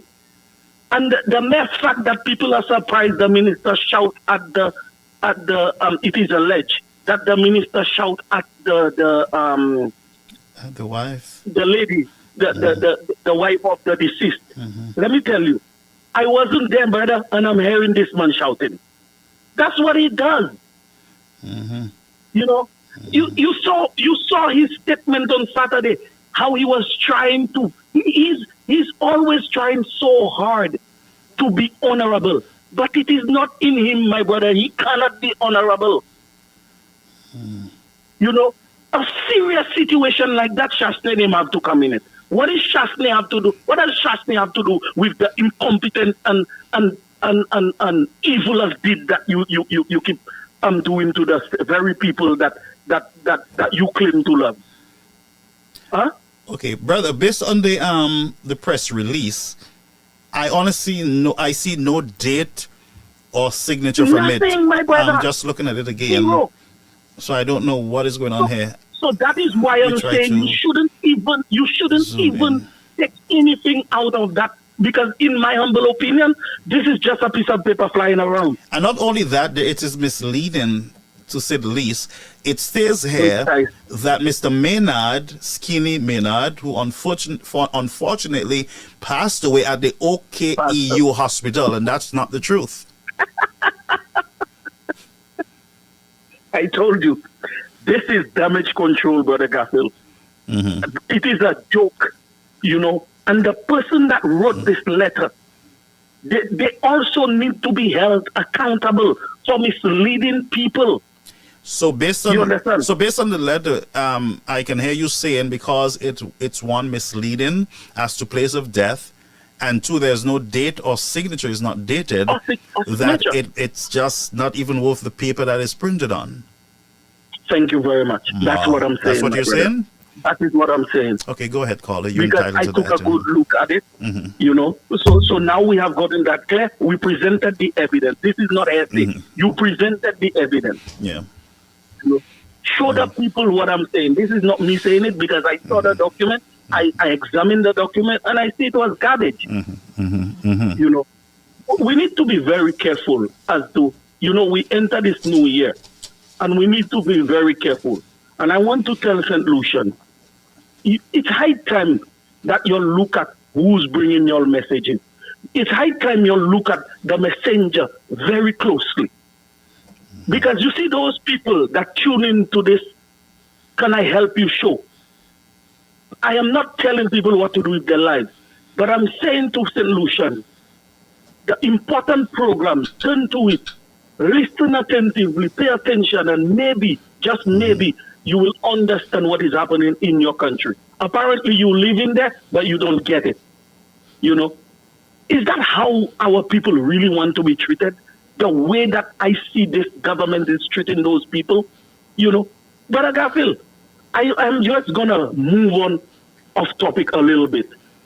When you look at a citizenry that was paying less in fuel prices at the pump, and there was people going crazy about gas prices not going down, how Shasney is a master, and this, and whatever you want to call, they had every name in the book for the man. You got this new government now. Well, not new anymore. Yeah. It's almost 4 years. Almost 4 you know. years. My brother, instead of the price of the fuel went down at the pump, it literally went up when the barrel is cheaper. But yet still, those very people are not saying nothing. How foolish can the people be, really? How foolish can the people be? You paying more now and you're not complaining? Yeah. So you really against yourself that much? You know, I had to go on an off topic, my brother, just to say that, because it hurts me every day to see people behaving, you know, so foolishly, honestly. You know, we are too gullible in this country, my brother. You know, I feel sorry for this family. I don't know the lady. I knew Skinny. I have met him on occasionally, but I don't know him that well. But whether you know somebody or not, I do not believe things like that should happen to anyone. Now, while you're here, caller, don't leave yet. I want to read something from Mr. Frederick. It says here, and I quote, "That's why my show will always be interesting. I have personally done for Skinny more than the whole UWP has done for him. And I dare say, had he remained close to me, no fundraiser would have been necessary. I would fund any medical intervention he needed. He died and the funds were not raised yet. I funded a brain surgery for an individual whom I never knew. He credited me today for being alive. You think I, Richard Frederick, would permit this foot soldier to await the proceedings of a fundraiser to attend to his medical needs? Those heartless flabbo hacks are now trying to make political mileage from his death. Quote Richard Frederick. Go ahead, caller. So you see again, the people need to pay attention. If it was him, if the gentleman was supporting him, but I thought he said he knew the gentleman for about 19 years. Well, he heard he was sick and he did nothing for him. But that's what I'm saying, my brother. It sounds to me like Richard Frederick is a scandal all by himself. Exactly. I'm saying to the people of Central Castries, not to just watch what the man say, but listen to what he's saying. The man is telling you that if you're not basically close to him enough, you might as well suffer. He'll not do anything for you. That's what he's saying, Brother Kafir.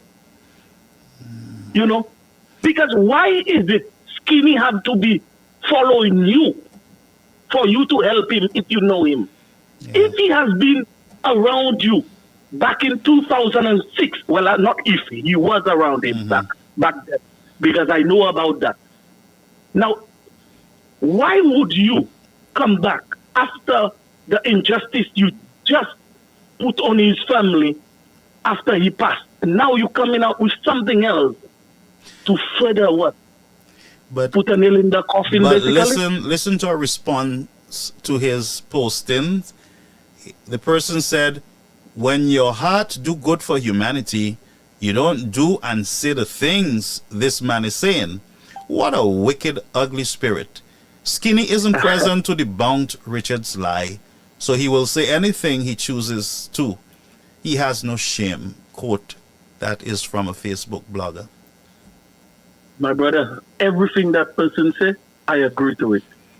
Now, the other thing I have to say, my brother, Talk to me. I have another call coming in, but go ahead. How do we know a government minister, how do we know that a government minister is actually using his personal funds to do anything? And if that government minister is actually using his personal funds while in office to do his personal bidding while in office, shouldn't that be questioned or shouldn't that be investigated as well? Yeah. Because your job is to take care of your constituency on the whole, not to do favors for your friends or your allies, whatever you want to call it. You understand? Yeah. My brother, there's a lot that you can say about this man. That's but right. One thing I don't want you to say, you see the honorable thing? Don't Try say it. to move away from that. Okay. I would appreciate that. Thank you very much. Thank you for your brother. call. Thank you so much. All right, so we have another call coming in, folks. You can call. The number is on our platform, 99-586-1821. We're going to take this call. Caller, you're on the Air Caribbean American News Media platform. Happy New Year, my friend. Happy New Year. Good night, brother. Good night, my friend. Good night. It's Minerva Ward. Minerva here. Ward, yes. Go ahead. Thank you. But Doctor, I want to explain something here. So, a company may have its policies and may even have leases or contracts that are contrary to law. Okay, the policy of a company does not supersede the Constitution and the rights enshrined in the Constitution. Right. So, many companies have policies that at times may act in contradiction to the Constitution. Sometimes an employer asks you to sign an employment contract, which there are clauses that are contrary to your rights enshrined in the Constitution. So the NHC arguably maybe have a lease that says if you die, the lease ceases to exist. Separate and apart from that, okay? So while the lease may have ended at a date Skinny dies or anybody dies, the fact that the apartment is occupied, the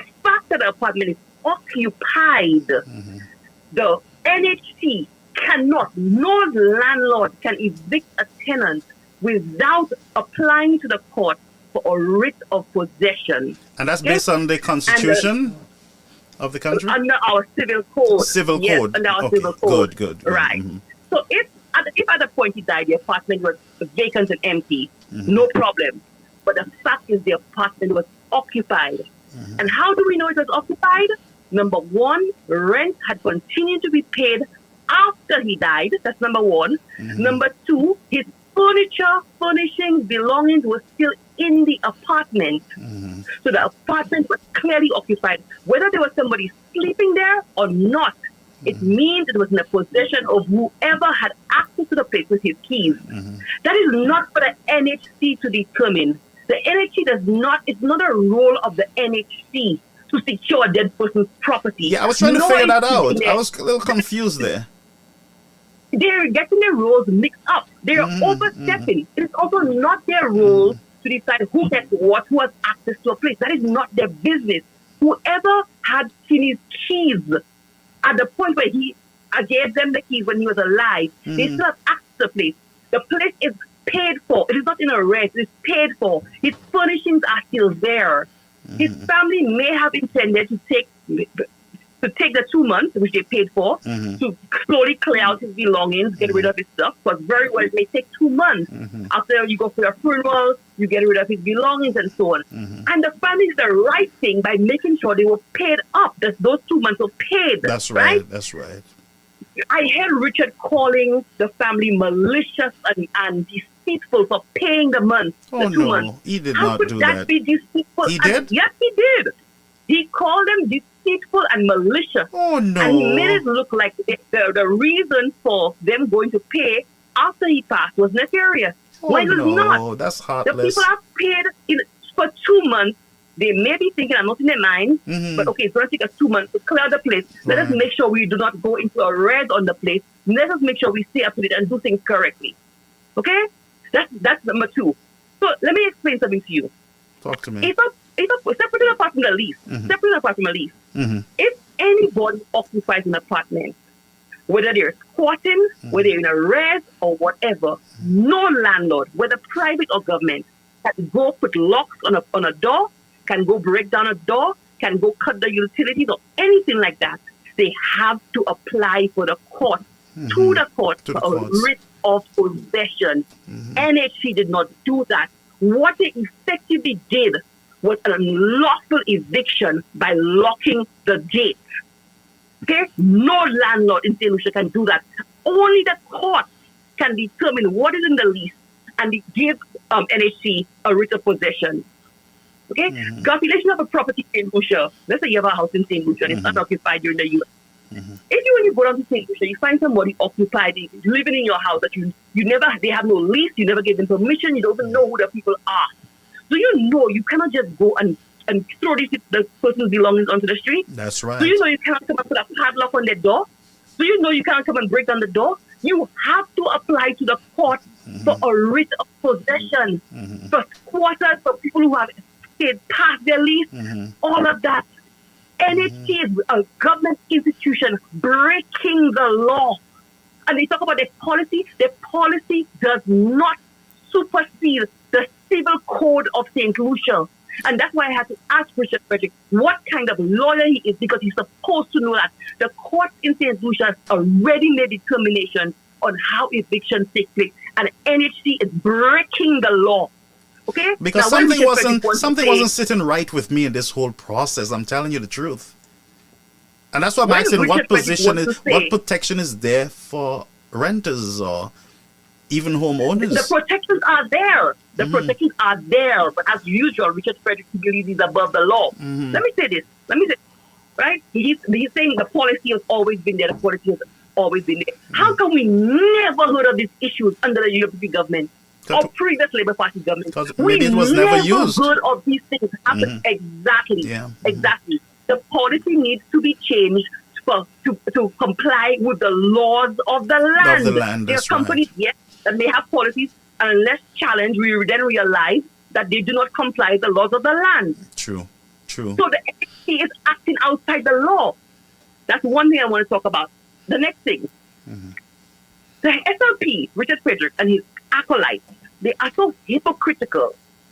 Instead of acknowledging the state of healthcare at OKEU, instead of acknowledging the poor state of healthcare at OKEU, you know what their statement was? Oh, Shasney is a millionaire. Shasney is supposed to take him to Martinique. Wow. Can you believe the stupidity of those people? Wow. OKU is a hospital, Brother Garfield, that any St. Lucian, if they fall sick, any, that's right, have to be subjected to. I was in St. Lucia over the Christmas, and I was praying I did not fall sick and have to be subjected to OKU. I was praying. But more than just myself, I am concerned for every St. Lucian, whether or not you have money to be taken to Martinique or anywhere else in the world, you first have to go for OKU if you fall sick. Okay?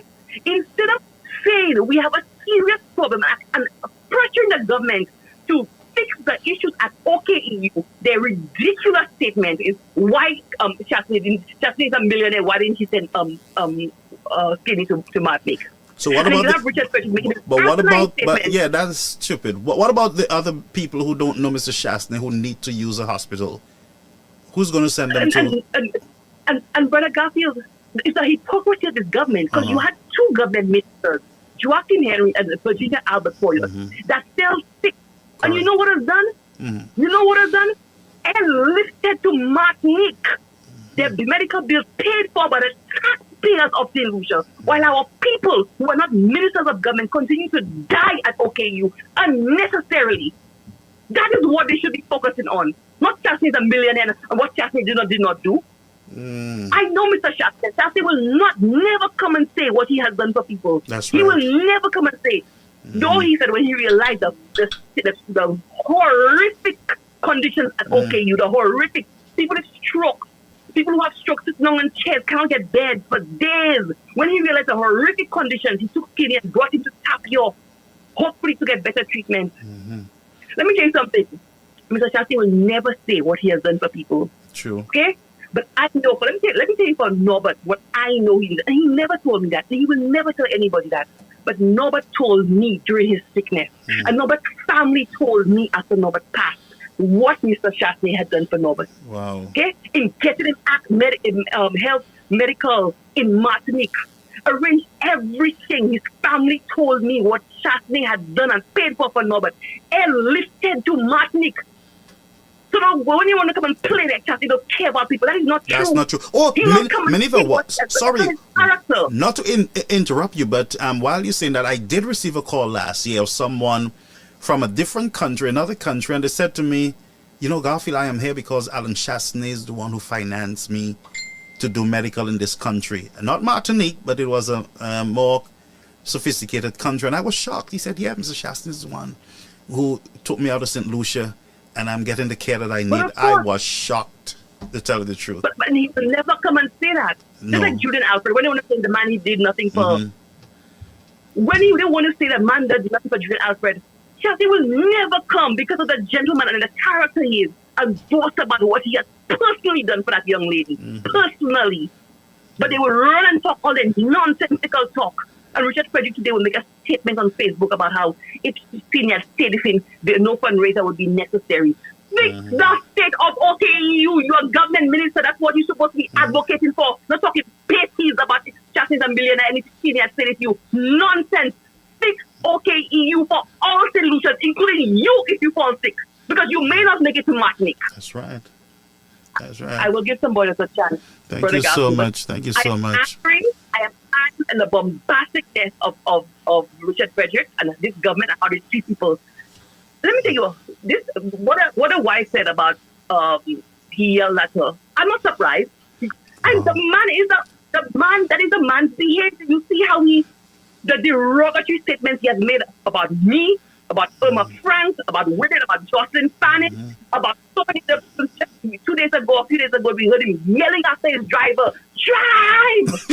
So I'm not surprised by any of this. That's right. It sounds like he likes to shout. The man has, but that is the character behavior. If somebody told me he spoke them gently, I would be more surprised than if they told me he was shouting and yelling after the person, because that's his character. And it is time we get this menace off of our backs as St. Lucia.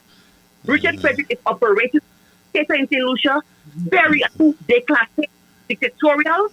The man is trying to embarrass St. Lucians. He's trying to embarrass Skinny's wife now, set her up so she can be attacked by his minions. And we need to stand selectively against him. And if Philip K does not want to heavily stand selectively against this government as well, because they have done nothing, that there have been countless cries upon cries upon cries about the behavior of that one minister. And this prime minister refuses to rein his mongrel in. Yeah. Brother Garfield, thank you so much for giving me the opportunity. No problem. God bless. Thank you so much. Yes. Sorry, folks. I had to ban one of our viewers who were distracting the platform, calling me a liar and stuff like that. I don't accept those type of stuff over here. Therefore, I had to block that individual from this platform. We have a disclosure to keep it clean and to not to be rude. So I had to do that. All right. So let's continue with the platform. We continue with your calls at 929-586-1821. I'm learning so much tonight from this whole discussion that, wow, we're hearing that there is a discussion of the accusation, rather, that Mr. Shastney and the United Workers' Party, basically, it sounds like, did not care about Skinny and his family. Calling you on the Air Caribbean American News Media Platform. Brother Garfield, good night. Good night to you, my friend. How are you? Okay, good night to everybody listening tonight. Brother Raphael, I'm just so disappointed is not the word, because I'm past that with this government. I'm past that with this MP. I've reached a point where I think it's time that Castries Central stands up against this guy and actually say to him, we do not want you anymore for the way that you are treating St. Lucians, not just Castries Central people, but St. Lucians, for your bullying ways, for your outrageousness, for the things that you think you can get away with, for you thinking that there's no law that can deal with you, for you thinking that you're a dictator, etc. They need to stand up and get rid of this man as soon as possible. It is the only way we will see some kind of a difference in the politics of St. Lucia, where people care for one another, and for where leaders and people who are supposed to be MPs, who are supposed to care about their constituents, that we will see care coming out of MPs. When we start getting rid of people like this current one who's pushing, who's bullying everybody and beating them down half to death. Now, I can't take the bullying, man. That's just too much. Yeah. It's too much. It's too much. On that note, we have the question, who ordered this? Which individual? What is the name of the person who wrote the letter? What is the name of the person who ordered that Skinny's apartment, the late Skinny's apartment, be locked, whether there were people in there or not? Who ordered this?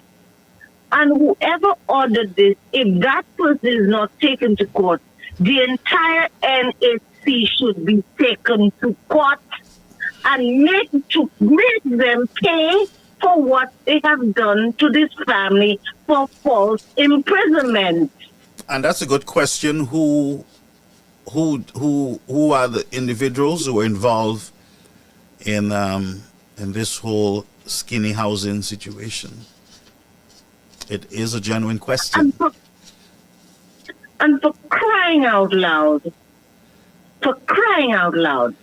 where are the lawyers who offer people services in St. Lucia when injustice like that is being done? Where are you guys?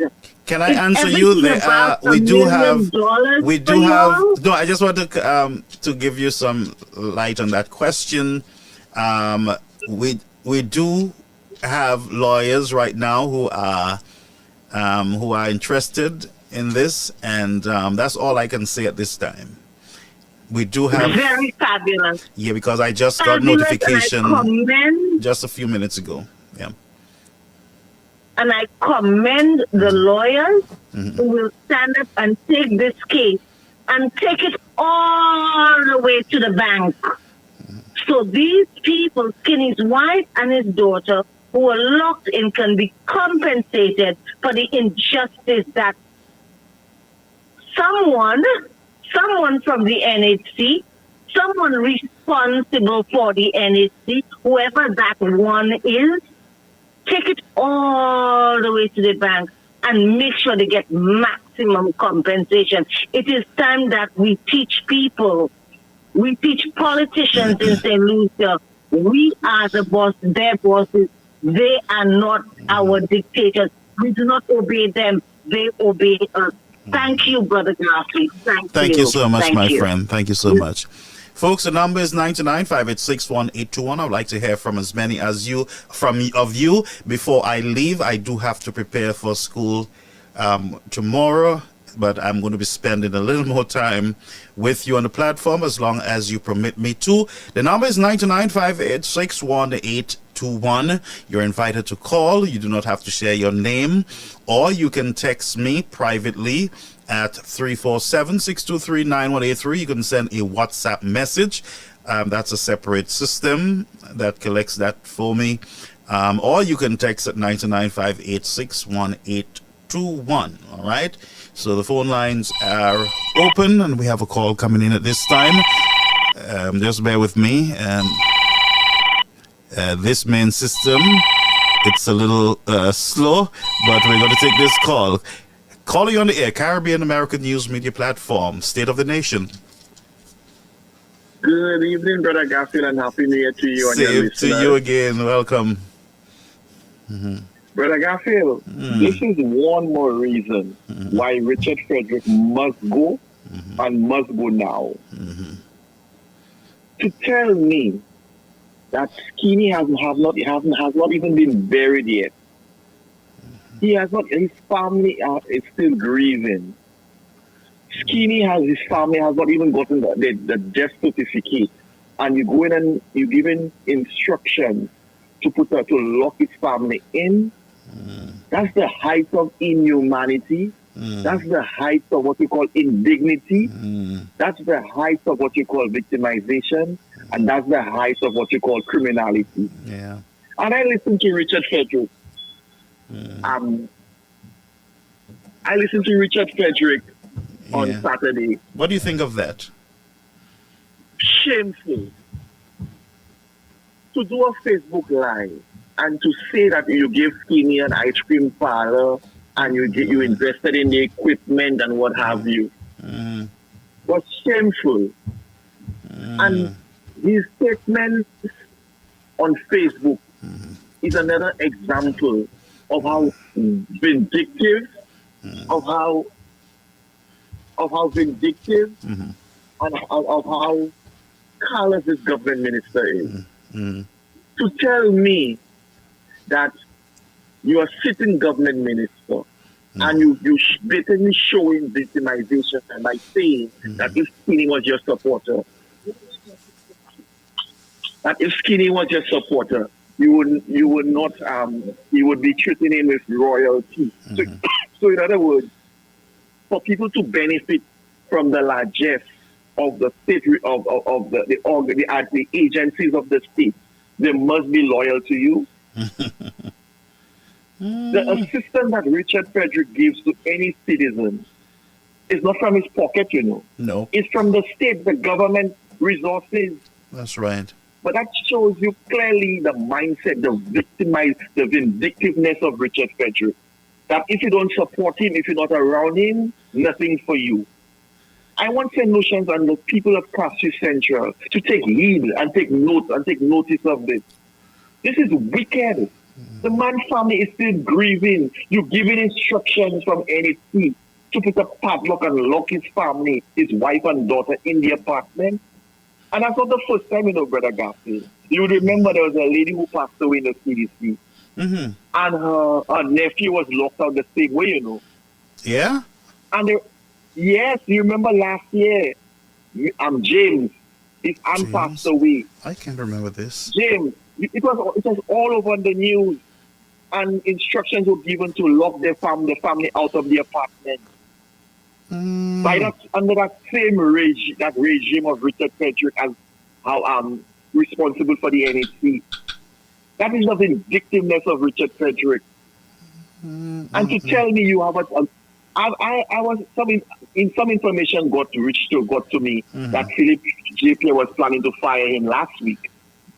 But I think Philip J.P. should have followed through with that plan and dismiss Richard Frederick. I don't know what happened, what transpired, what changed Philip J.P.'s mind for not firing Richard Frederick last week. But from my information, Philip had the intention of firing him as a minister of government. Oh, that's he should have followed through with that plan. That's what you're hearing? That's what my information. From a reliable source. James is the lady's son. Okay. From a very reliable source that Philip J.P. had the intention of firing him as a government minister last week. He should have followed through with that plan, Philip J. Because this man, Richard Frederick, as a government minister, is not worth, he's not suitable to be anywhere close to government. I think I did follow that James story for true, some time ago. Yeah. Exactly. Sometime last year, early last year it happened, or year Okay. before. I If my gotta memory look serves, back, I could be, yes. I stand corrected. I gotta But look the back. flip side, it was on HTS, and it was on DBS, where James Ann passed away and the family was locked out of the apartment. That cannot be right. People, any citizen, whether you UWP or SLP, you have to be treated with dignity and respect. The man passed away. His wife was an occupant in the apartment, and his daughter, dignity and courtesy and respect should have been given to the family, and say, hey, we know your husband passed away.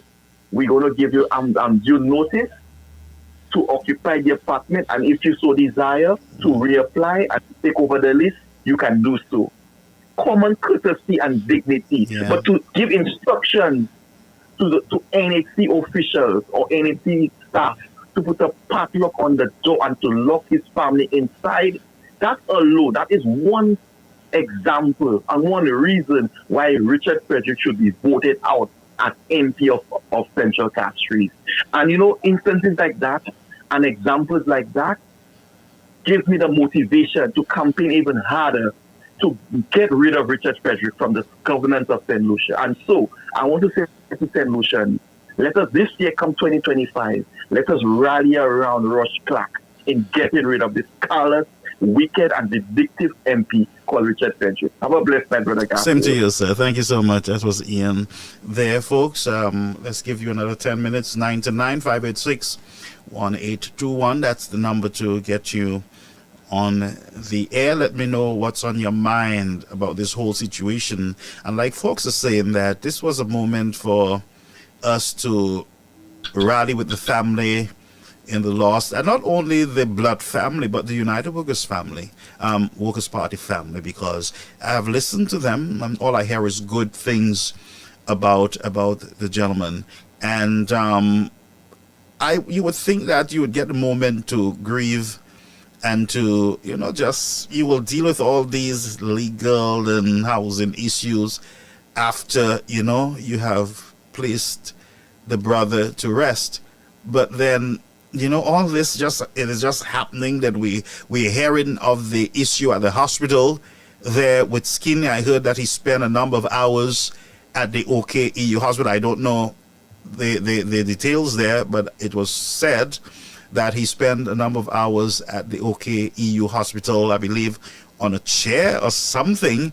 And then the opposition leader, Mr. Shastney, took him over to the Tapio hospital so that he can get the right treatment. He could not have gotten it at the time. But we also, by the way, have a statement from the director of the hospital, Mr. Damian Greaves.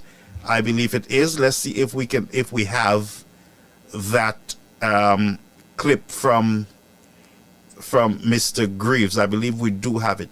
Let's switch to a different frame at this time to accommodate it. All right, I believe, yes, we do have it. Let's go ahead. And the Dr. Betty Wells Urban Polyclinic, located at the former Victoria Hospital. We're also advising that you access health centers in close proximity to your homes.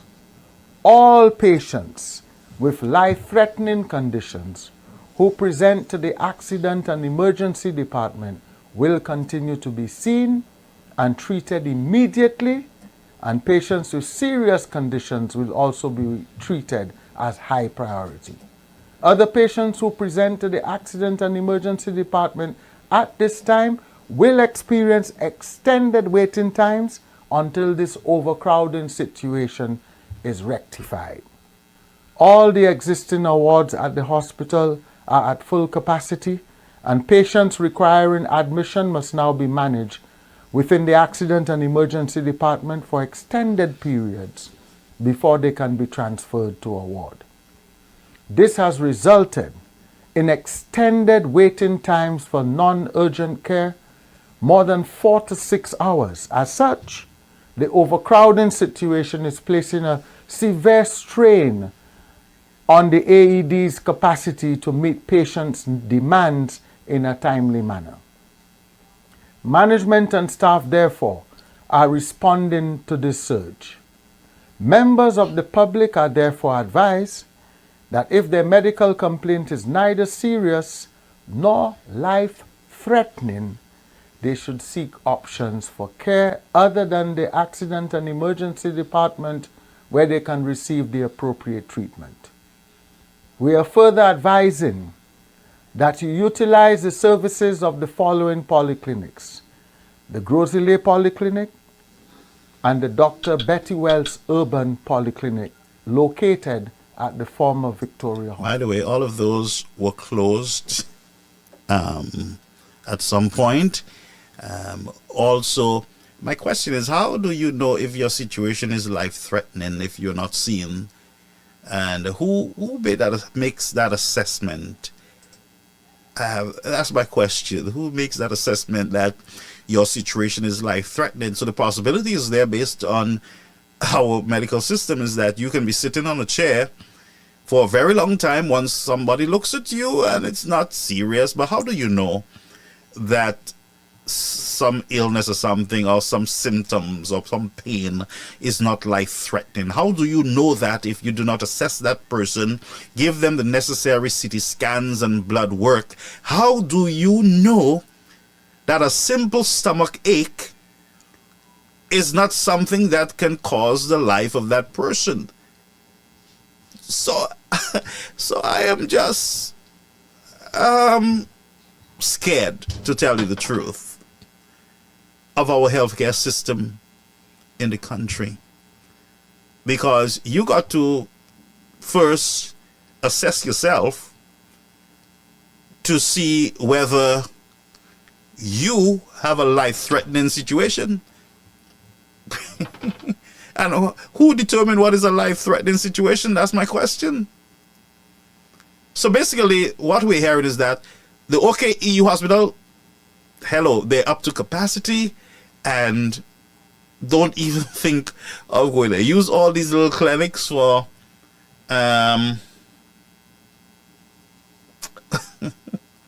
just assess yourself and you make a judgment call. And it sounds to me, honestly, like, you know, you decide where you're going to die. On your way back home, on a chair, or maybe midway. What a story, friends. This is a tragedy. This is not what we were hoping to hear at this time. You know, that there is so much chaos and confusion and fear in our healthcare system, and the least I want to do, friends, is to sit here and get you more scared of going to the hospital because of a serious situation that you might be going through. But I got to tell you, the reality is that, and the director of the OKEU hospital, Mr. Greaves, is telling you that basically don't really come here for everything, because we're up to our nostrils, we're up to our heads, we are over our heads, we are over the moon.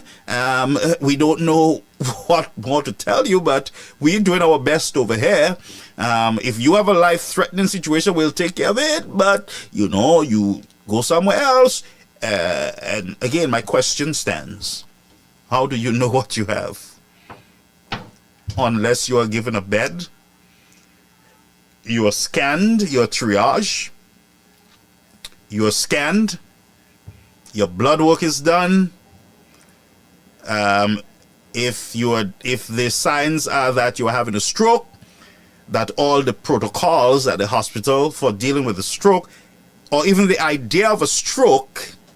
And let me just mention this to you. If your hospital does not have a protocol for the suspicion of stroke patients in the emergency room or triage, then your hospital is a deaf institution. Because within 30 minutes there is a protocol, a medical protocol that must be followed to save the life of a stroke patient. Yeah? You have the person coming in, the person being assessed, you have that stroke alert that goes out if most of the symptoms are what you would see in a stroke patient. And even though the person is not having a stroke, you pull that stroke emergency plan, it goes in place. Mostly majority of staff would pay attention to this development. So now you have a fast track to triage. You have the scans being done, the scans being read, the scans being interpreted or whatever it is. And those things must happen within 10 minutes, between 5 minutes and stuff like that. Yes, my friends, that should be a stroke protocol. So my question is, a nurse or somebody at the hospital can just watch you and say, ain't nothing happening here. Sit down in the chair, man. Lily, he just have a little belly ache, man. Maybe eat something bad, or he looked like he had some drinks. So just let him sit there for a while, and we'll fix him. If your hospital, friends, and I'm going to say it again, if your hospital does not have a 30-minute response to what can be a stroke, then crapo, smoke your pipe. You have in your hospitals a deaf zone. Calling you on the Air Caribbean American News Media Platform. Happy New Year. Happy New Year to you, my friend, my longtime friend. Happy New Year. Mm-hmm. Yes. Phil, the conversation you had with Mr. Clark, mm-hmm. and what he told you that Skinny Wife said to him about the MP shouting, that's like I'm shouting after her. Yeah. The lady told me the very same thing, and Mr. Clark was not wrong when she told me that. Oh, so you heard the very same story. Talk to me. That's right. Mm-hmm. I'm not going to go into detail, but when I asked her, she told me that I told her she went to speak to the people about what's happening. And she told me yes, she went. She didn't say whether she went up, but she said she spoke to the minister, and the minister was like shouting. And she told him, like, why are you shouting? And he told her, you can shout too, you can shout too. Wow. And you know, it's a shouting minister we have. You sound like a spiritual Baptist. That minister always shouting. I don't know what is wrong with him. He's always shouting. Why, you have hearing lost? Most probably. What can I say? But anyway, St. Lucians, I believe St. Lucians, you all need to fix what is happening there and stop allowing politicians to play in your minds. I don't know, I will keep on telling them that again. Rick Quinn said that, and I believe that is the way St. Lucians are. St. Lucians hate their own selves. Sadly. St. Lucians hate their own self. For them to have a political party, they're squeezing them. And they are allowing these people to do them what they are doing to them there. I just sitting back and not saying nothing, and what else is? We're going to wait for the election when they call the election. Let me tell St. Lucian something. If they saw what happened in the 2021 election, do you all remember what happened in the 2021 Sorry, folks, election? I lost my vision. Sorry. My hearing. Go ahead. Sorry. I'm back. I know all of you all saw what went down in the 2021 election. And the same way you all believe that UWP was going to win the election. If you see you all don't do what you all have to do, the same thing is going to happen to you all. The same thing is going to happen to you all. So if you see you all don't stand up now and take the bull by its horn, with all the evidence and everything that God is showing you all, we the people, if you all sit back and relax and say next election we'll take them in the ballot box. The same way good existing. evil is existing too and badness is existing too. Okay? And I keep on telling them that y'all can say what y'all want. The 2021 election was told by the St. Lucia Labour Party. Nobody don't call me and tell me, don't say that, don't say this, don't say that. Don't say that, don't say this. It was told because Philip Pierre in a tape on the market step told St. Lucians after the election, I think that was the first meeting they had on the market step. He told St. Lucians 37,000 of you all voted for us and we will take care of you all. How many persons voted for the winning party? How many persons voted for the winning party? We just said it was SLP. They said it was over 45,000 votes they got, right? Yep. So why would Philip Pierre come on the market step and say 37,000 of you all voted for us? And the electorate department said UWP got 37,000 plus votes. St. Lucians, God showing you all everything, eh? The election was stolen under your nose in 2021. But we are so engrossed in the quarreling and the colors and the division that we're not seeing the little pointers that God is showing to us. And Philip Pierre told you all that. So if you see all look gap yourselves and do what you all have to do for the country, you're getting it the same way too. For you're being disobedient to what God is showing you all. And the next thing I want to say about that healthcare we have in St. Lucia Day. Talk to me. Another thing again, St. Lucians, y'all just do not like yourselves. I will say it again. Requin said that before the year end on Newsbill. And I believe St. Lucians are so wicked, they are wicked to their own self. Look, they have something raising up its head in China there. A flu. Inside of China is upside down. Uncontrollable. They're trying to hide it. But you know they cannot hide anything from the international press. They will get in there. Right? They're already saying that it looks like we're going to have another 2020 on our hands. Because there's a flu in China that is raging there. My question is, where is St. Lucia? Healthcare, our healthcare. What is happening in our healthcare? If that flu from China raises head and it spread around the globe like the COVID virus did, where are we? Yep. We don't have a Mr. Shasny again, huh? We don't have a Mr. Shasny.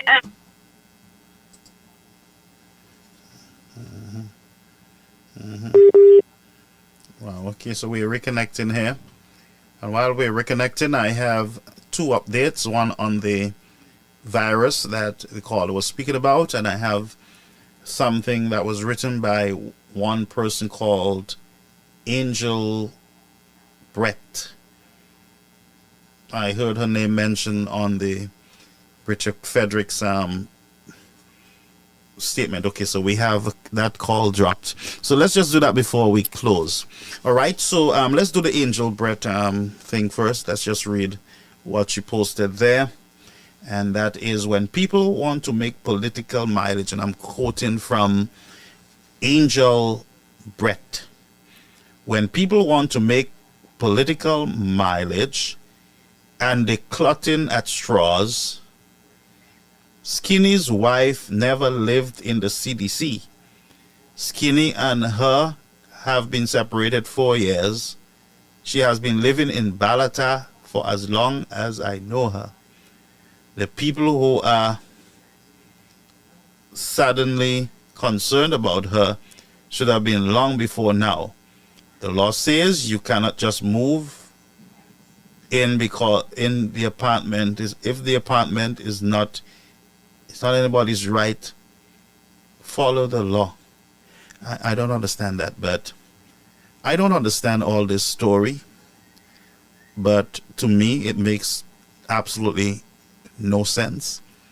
A man can be away from his wife for 4 years, 5 years separate, and I see it a lot even as a preacher, where at the last moment you have the wife coming back to her husband, taking care of him, and all those things. I've seen it over and over. Even in St. Lucia, I've seen it. So for this person to be using this to justify nastiness, I would say to St. Lucians, something is wrong in your country. I'm going to say it again. Something is wrong in your country, because it depends on what political side you're on or where the wind shifts that people ideas and the philosophy and the rhetoric changes a certain way. Because this statement, and by the way, this is people's personal and private business that should not be on social media or in any government's minister's mouth or in anybody's. That's not your business. You don't know when these people reconcile, if they're reconciled, and if the woman decide, look, I want to come and be with my husband to ensure that he's all right, to take care of him.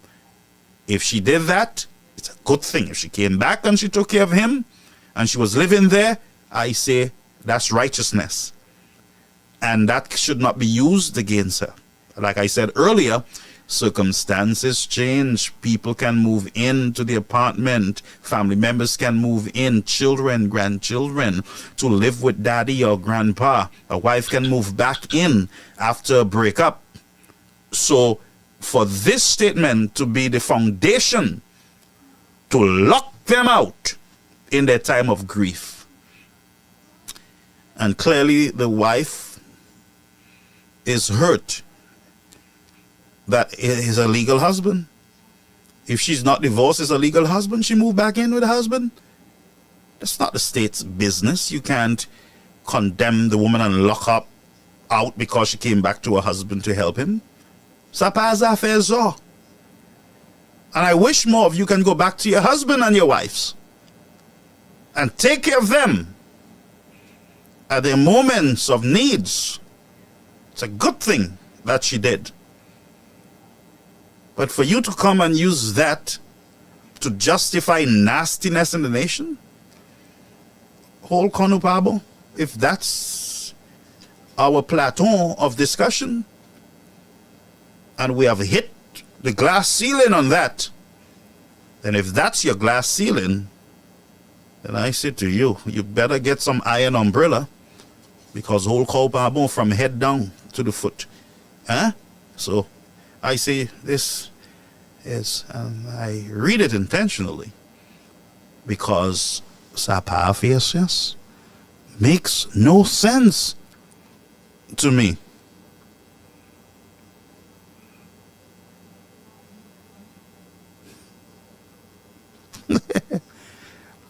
Somebody said, okay, somebody said I fell asleep and I was snoring. I wasn't snoring, I was just breathing. Yeah, thank you. People said that they would think I didn't fall asleep. See, I was snoring. Nah, I wasn't snoring. No, I wasn't snoring. Maybe that's how it sung on the system. But I was sleeping, I was reading and communicating. I was like this, reading and communicating. If you see me like this, then I'm on the other system. Once you see me like that, I'm on the other system going through stuff, so I'm not sleeping. All right? And if I did fall asleep, then whole come with our no please. Sorry about that. All right? So, yeah, I was just saying that statement has no merit in this discussion. And this is just a poor attack on the family right now. Let the family mourn. Let them get themselves together. And let's not bring in who was with who left and who was not. That's the problem with you people. And sometimes in our families we have worse than this. We have worse. We have this one sleeping with that one, and sister and brother, nastiness all over the place, and cousin ripping this one, all kind of nastiness. And then we want to just throw things out. It's time for us to check ourselves and check our own house, our closet, see what is there that need to be brushed up and clean up, and put it in public if you wish. That's the problem with us, is that we like to put people's dirty laundry out and we like to keep ours in. And until righteousness prevail and ours is exposed, because all that happens in darkness shall be exposed. There is nothing unrighteous that happens, my friends, under the tab, or under the stone, or by the beach, or in the taxi driver's car, on a hill far away, or in somebody's churchyard, in a bus, a route band bus, until we are exposed, or until the vehicle runs into a pole, and everybody's asking, what were you doing at 1 o'clock in the morning in the man vehicle or in the woman vehicle? It is then light is shine on darkness and we are exposed. Human beings, let me warn us. Be careful when you try to use people's what you consider to be dirty laundry. Be careful when you try to put it out. Because what you might be doing is setting up yourself. The Bible says, while we're correcting each other, be careful that we don't fall in the same condemnation or the same hole that they fell into. So the Bible says that we should restore that person with the understanding that there go I. Yes, I can fall, I can stumble, I can do this and I can do that. So we restore in the spirit of meekness. So now what I just read there, it was intended for mepui. It was intended to humiliate the situation, to embarrass this woman, and I condemn it and I do not support it. Marvelous platform. You understand what I'm saying?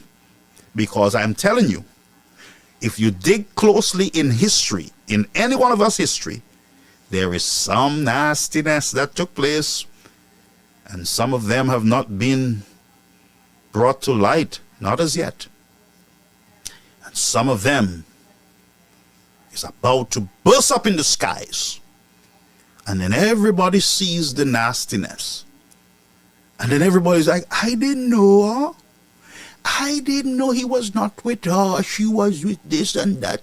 I didn't know that was her son. I don't know that was his daughter. Mate savon, mate savite voleti mamaila, mate sav, mate, and a whole set of mate sav. But you know everybody's business and are willing to expose it. And I repeat, what happens in darkness will come to light. So be careful, little mouse, what you say, and be careful, little fingers, what you type. Because today is hers. Today is right for the embarrassment. But tomorrow could be your grandchildren, it could be you, it could be a close family member. Be careful, my people. Be careful, I say. Life is funny. It's very fragile and funny. Flabo people, Labor people, St. Lucians, let us allow the family to grieve at this time. Let us grant unto them every shoulder to lean on. Let us give them the opportunity to start the healing process. And then, Mr. Government Minister, after that we can have a discussion on transferring the property to the children, transferring the lease to the wife if she desired, or transferring it to the daughter or somebody. Mr. Government Minister, cease. Take a break. Take a chill pill. And I want to advise, if you did shout at that woman, I condemn it, and I think you should stop shouting at people. People are not your children. Professional adults don't shout at each other in a civilized society. You speak to people, and you speak to them respectfully. And if you are disagreeing with them, you don't have to raise your voice and scream at them. That's just an advice. But if you did shout at this woman, I think an apology is needed. 2, you did not do any favor to this woman. You did not give her an ice cream parlor. You did not buy any machine for her. You bought it for her husband. Her husband sounds like a very good man wanting to help his wife. And maybe he could not have gone any further with this machine or ice cream parlor, and he handed over to his wife. This is a good man. Any man who thinks about others over himself unselfishly and does not broadcast it is a good man. I applaud Mr. Skinny for handing over an ice cream parlor with the equipment to his wife. We should never have known this. Should not have been part of the discussion. Because the problem is not the ice cream parlor. The ice cream parlor has not been locked out by the NHC. Right? Ice cream parlor has nothing to do with Mr. Frederick at this time. Nothing to do with it. He did not hand it to her. The husband did. And when you hand it to the husband, it becomes the husband's asset. It's his own. It was gifted to him. Therefore, he handed over to his helpmeet, his legal wife, to show appreciation, because he said that she had done so much for him. Sounds like a good wife. In marriage, we have our difficult moments where sometimes you separate. Yeah? Sometimes you stray, you don't reason, you end up having another boy, another girl, and then you regretted it, and then you get back to your senses, and then you move back on track. So I am not going to be here to judge Mr. Maynard's wife. To the family of Mr. Maynard, I stand with you. May you continue to mourn as you should. May you be comforted by the angels of the Lord. And may God forgive all of us and all those who have placed extra tears in your eyes. May God have mercy on those whose intention for this family are negative. May God have mercy on their just reward. Let me read this for you, St. Lucians. There is a plague, I'm not sure how big this crisis is, but it is a healthcare challenge. And this was reported from the Lenox Hill Hospital here in the United States. There is a mixture of the RSV virus, the COVID-19 virus, and the flu, all 3 in one. And it is posing a challenge to the medical system. I went to the Long Island Jewish Hospital last week because I was not sure what was happening to me. And I wanted to ensure that I was checked out, my blood work, the scans from my head down, to see if I was having a stroke or anything else. I ensure that I check up on myself because I have access. And so what I observed is a hospital at the breaking point. You hear me? With flu-type symptoms. It was packed to capacity. All right? in that hospital, in the triage rooms, they were having 2 persons, 2 beds, where they normally would have 1. It sounds to me like a medical emergency that's upon us. And I worked in the school system, as you know now, and what I observe is children coming to school with flu-type symptoms that last for a while. I have some students who have been coming to school for the past 3 weeks with the same symptoms, and they have not gotten over it. I personally have taken it my business to clean their nostrils and to help to tidy them up. As a dad, as one who have a child, my daughter now has the same symptoms for a while now that I am naturally working on in clearing it up. St. Lucians, I am asking you to still avoid large crowds. Don't be careless. Don't just talk in people's face and cough in people's face. Don't just go and kiss up people, husband and wife, in vehicles and behind taxis and by Radri Beach and all them things that you normally do. And then take it home to your parents or your real husband or real wife and get them sick unto death. It is time for us to be responsible as a nation. It is time for us to do the things that are right and necessary for us to occupy this earth until Christ comes. So I'm urging you, friends, protect yourself. Step up, boost up your system. Eat right, sleep right. Get rid of alcohol in your system. There is a new study that just came out that alcohol is a major cause of cancer. You St. Lucians are talking about you have cancer issues. It is true. Cancer is a major cause. Alcohol is a major cause of cancer. Get rid of it now from your body. Get rid of it now from your diet. And if you need help in getting rid of it, let me know. We have Adventist medical missionaries both here and in St. Lucia, in Barbados, in Grenada. They're there.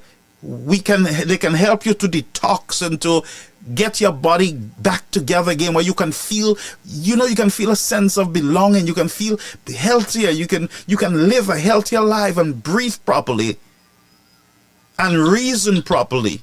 It helps you with your anger also. So get alcohol, please. I beg you, my listeners, get rid of alcohol from your diet, from your system. If you feel like drinking, drink natural juice, drink coconut water, drink water, fresh juices. But take care of yourself, friends, because you have no proper healthcare system. You have nowhere to go. Your finances are not there when it comes to getting medical help, intervention. Mr. Shastney can't help all of you personally. Richard Frederick can't help all of you.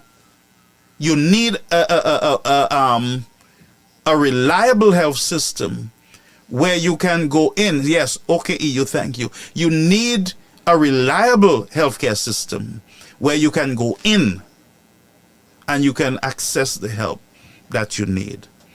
My viewers, may God bless you.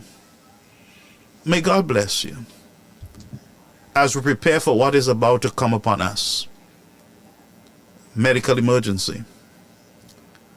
And may we continue, friends, to support the Maynard family. And may we resist the idea of hating our brothers and our sisters. Let us embrace love over hate. This has been another Caribbean American News broadcast. State of the Nation.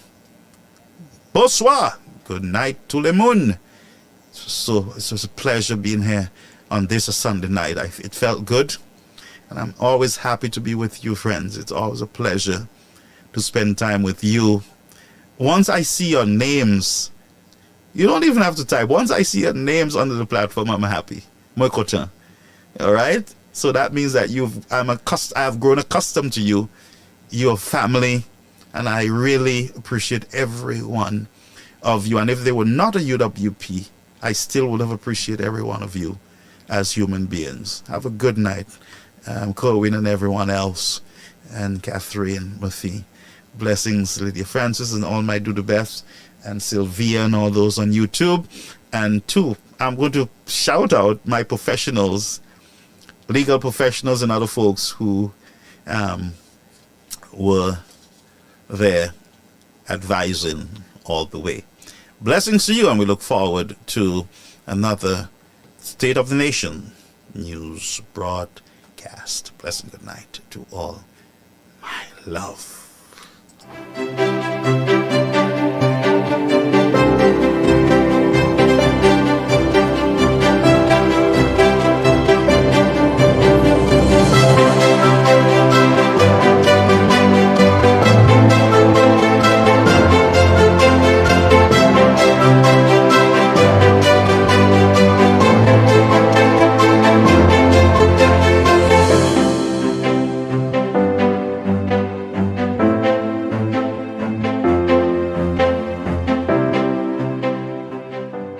Welcome to Caribbean American News Media State of the Nation with Garfield Oliver.